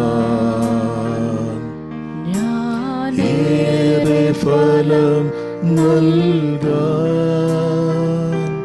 നിന്റെ ഒരു വാക്കു എന്റെ അവസ്ഥകൾ മാറിടുവാൻ എന്നിൽ രൂപാന്തരം വരുവാൻ ഞാനേറെ ഫലം നൽകാൻ നിന്റെ ഒരു വാക്കു മതി എനിക്ക്. യേശുവേ എൻ പ്രിയനേ, തുസ്വരം കേൾപ്പിക്കണേ. യേശുവേ എൻ പ്രിയനേ, എന്റെ മൃദുസ്വരം കേൾപ്പിക്കണേ. മറ്റൊന്നും വേണ്ടിപ്പോ നിന്റെ ഒരു വാക്കു മതി എനിക്ക്. മറ്റൊന്നും വേണ്ടിപ്പോ നിന്റെ ഒരു വാക്കു മതി എനിക്ക്. ഒരു വാക്കുമതി എൻ ജീവിതം മാറിടുവാൻ സന്നിധിയിൽ ഇപ്പോൾ ഞാൻ നിന്റെ മൊഴികൾക്കായി വാഞ്ചിക്കുന്നു.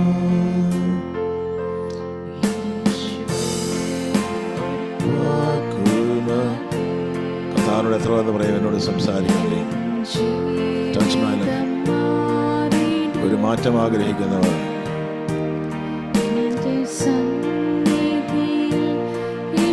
ചെത്തി മിനുക്കുന്ന അനുഭവങ്ങൾ, കഴുകുന്ന അനുഭവങ്ങൾ, വിശുദ്ധീകരിക്കുന്ന അനുഭവങ്ങൾ, കാഴ്ച വർദ്ധിപ്പിക്കുന്ന അനുഭവങ്ങൾ,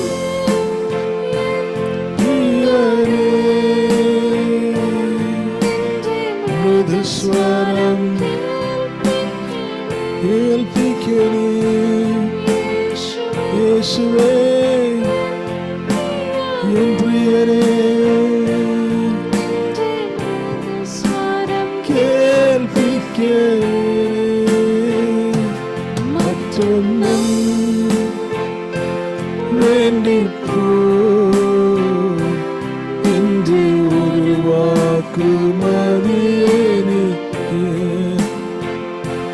മറ്റൊന്നും വേണ്ടിപ്പോ ഒരു വാക്കുമതി എനിക്ക്.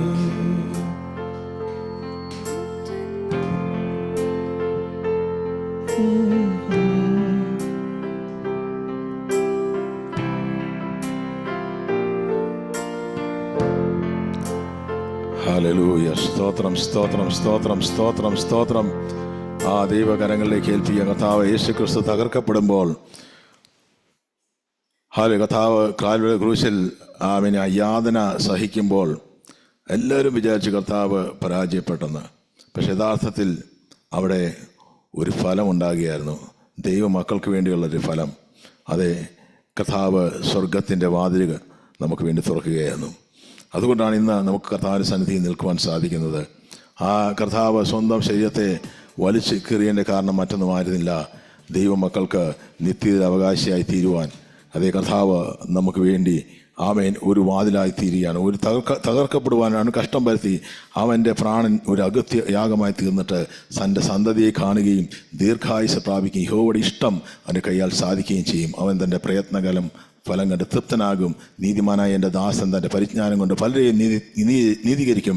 ആമേൻ. അവിടെ പറയുന്നു, അതുകൊണ്ട് അവന് മഹാന്മാരുടെ കൂടെ ഓഹരി കൊടുക്കും, ബലവാന്മാരുടെ കൊള്ള പങ്കിടും, തൻ്റെ പ്രാണനെ മരണത്തിന് വേണ്ടി ഒഴുക്കിക്കളയുകയും അനേകരുടെ പാവം വഹിച്ച് അതിക്രമക്കാർക്ക് വേണ്ടി ഇടന്നുകൊണ്ടും. അതേ കർത്താവ് ഒരു ഫലപ്രദമായ ഒരു ആമേൻ ആ ഒരു ജീവൻ നൽകുന്ന ഒരു ആമേൻ വൃക്ഷമാക്കി കർത്താവ് മാറുന്നത് ആ കാൽവരിയിൽ ആമേൻ അവിടെ നടന്നതാണ്. യഥാർത്ഥത്തിൽ നമ്മളെ ജീവൻ്റെ അതേ സ്തോത്രം ജീവൻ്റെ പുതുക്കത്തിലേക്ക് നയിക്കുവാൻ, നമ്മളെ നിത്യജീവനിലേക്ക് നയിക്കുവാൻ, ആദ്യ ജാതനായവൻ്റെ സഹോദരവർഗമാക്കി തീർക്കുവാൻ വേണ്ടി കർത്താവ് നമുക്ക് വേണ്ടി ഈ പ്രാണനെ കൊടുക്കുകയായിരുന്നു. അത് നമുക്ക് വേണ്ടി ഫലപ്രദമായ ഒരു പദ്ധതി ദൈവം നമുക്ക് വേണ്ടി കാൽവരി ക്രൂശിൽ ചെയ്തതിനായിട്ട് നമുക്ക് ദൈവത്തെ സ്തോത്രം ചെയ്യാം. പരിശുദ്ധാത്മാവിനെ നമുക്ക് വേണ്ടി പകരുവാൻ വേണ്ടിയായിരുന്നു കർത്താവ് യാഗമായി. നമുക്ക് ഒരുമിച്ച് കർത്താവ് ഒരിക്കൽ കൂടി മഹത്വപ്പെടുത്തി നമുക്ക് ഉണങ്ങുമോ. നിറയ്ക്കണേ നാഥാ ശക്തരായി തീരാൻ, പരിശുദ്ധാത്മാവിൻ ശക്തിയാലെ ഇന്ന് നിറയ്ക്കണേ നാഥാ ശക്തരായി തീരാൻ. ആത്മസന്തോഷം കൊണ്ടു നിറയ്ക്കണേ പ്രിയനെ, ആത്മചൈതന്യം എന്നിൽ പകരുക പരനെ. ജയത്തോടെ ജീവിതം ധരയിൽ ഞാൻ ചെയ്യുവാൻ, ജയത്തോടെ ജീവിതം ധരയിൽ ഞാൻ ചെയ്യുവാൻ. ല്ലോ ശരണമതിൽ വൻകടങ്ങളകറ്റാൻ കഴിവുള്ള പരനെ, തിരുകൃപയല്ലോ ശരണമതിൽ വൻകടങ്ങളകറ്റാൻ കഴിവുള്ള പരനെ. ആത്മസന്തോഷം കൊണ്ടു നിറയ്ക്കണേ പ്രിയനെ, ആത്മചൈതന്യം എന്നിൽ പകരുക പരനെ. ജയത്തോടെ ജീവിതം ധരയിൽ ഞാൻ ചെയ്യുവാൻ, ജയത്തോടെ ജീവിതം ധരയിൽ ഞാൻ ചെയ്യുവാൻ. ലോകം തരും സുഖമെല്ലാം മറന്നു ഞാൻ ഓടുവാൻ, തിരുരാജ്യ ചേരാൻ. മായാമി ലോകം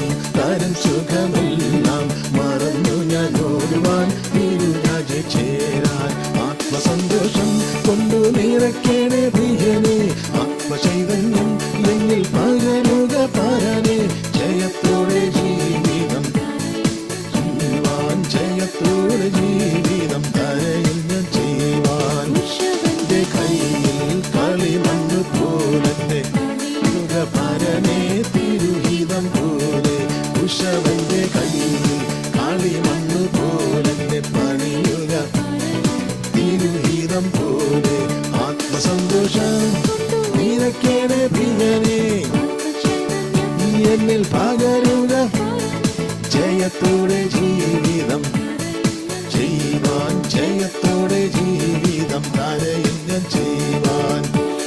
ആത്മാവിൻ ശക്തിയാലെ ഇന്ന് ഹല്ലേലൂയ ശരമന ഹല്ലേലൂയ ഹല്ലേലൂയ ഹല്ലേലൂയ. സ്തോത്രം. ഈ ദിവസങ്ങളിലും ഫലപ്രദമായൊരു ജീവിതം അനേകർക്ക് ഫലം കൊടുക്കുവാൻ, നിർവാസനയായി മാറുവാൻ, ജീവന്റെ നിർവാസനയായി ദൈവം നമ്മളെല്ലാവരെയും മാറ്റുവാൻ തക്കവണ്ണം ഈ ദിവസങ്ങളുടെ ആകട്ടെ. ദൈവകരങ്ങളിലേക്ക് ഏൽപ്പിക്കാം. യഹോവ നിന്നെ അനുഗ്രഹിച്ച് കാക്കുമാറാകട്ടെ. യഹോവ തിരുമുഖം നിന്റെ മേൽ പ്രകാശിപ്പിച്ച് നിന്നോട് കൃപയുള്ളവനാകട്ടെ. യഹോവ തിരുമുഖം നിന്റെ മേൽ ഉയർത്തി നിനക്ക് സമാധാനം നൽകുമാറാകട്ടെ. പിതാവാം ദൈവത്തിൻ്റെ സ്നേഹം, പുത്രനായ യേശുക്രിസ്തുവിൻ്റെ കൃപ, ആശ്വസിപ്പിച്ച് വഴി നടത്തുന്ന പരിശുദ്ധാത്മാവിൻ്റെ സഹവാസവും സാന്നിധ്യവും സമാധാനവും ശക്തിയും ഇവിടെ എല്ലാവരും കൂടെ കർത്താവിൻ്റെ വരവിലേക്കും കൽപ്പിക്കപ്പെട്ട വചനത്തോടും ലോകം എമ്പാടുമുള്ള വിശുദ്ധന്മാരോടും കൂടിയിരിക്കുമാറാകട്ടെ. ക്രിസ്തയേശു മുഖാന്തരം ജയത്തോടെ നടത്തുന്ന ദൈവത്തിന് നമുക്ക് മഹത്വം കൊടുക്കാം. ഹല്ലേലൂയ ഹല്ലേലൂയ ഹല്ലേലൂയ. ആമേൻ. കർത്താവേ വരണമേ. മരനാഥ. കർത്താവിൻ്റെ സമാധാനം ശാലോം എല്ലാവരും കൂടി ഇരിക്കുമാറാകട്ടെ. ആമേൻ ആമേൻ ആമേൻ.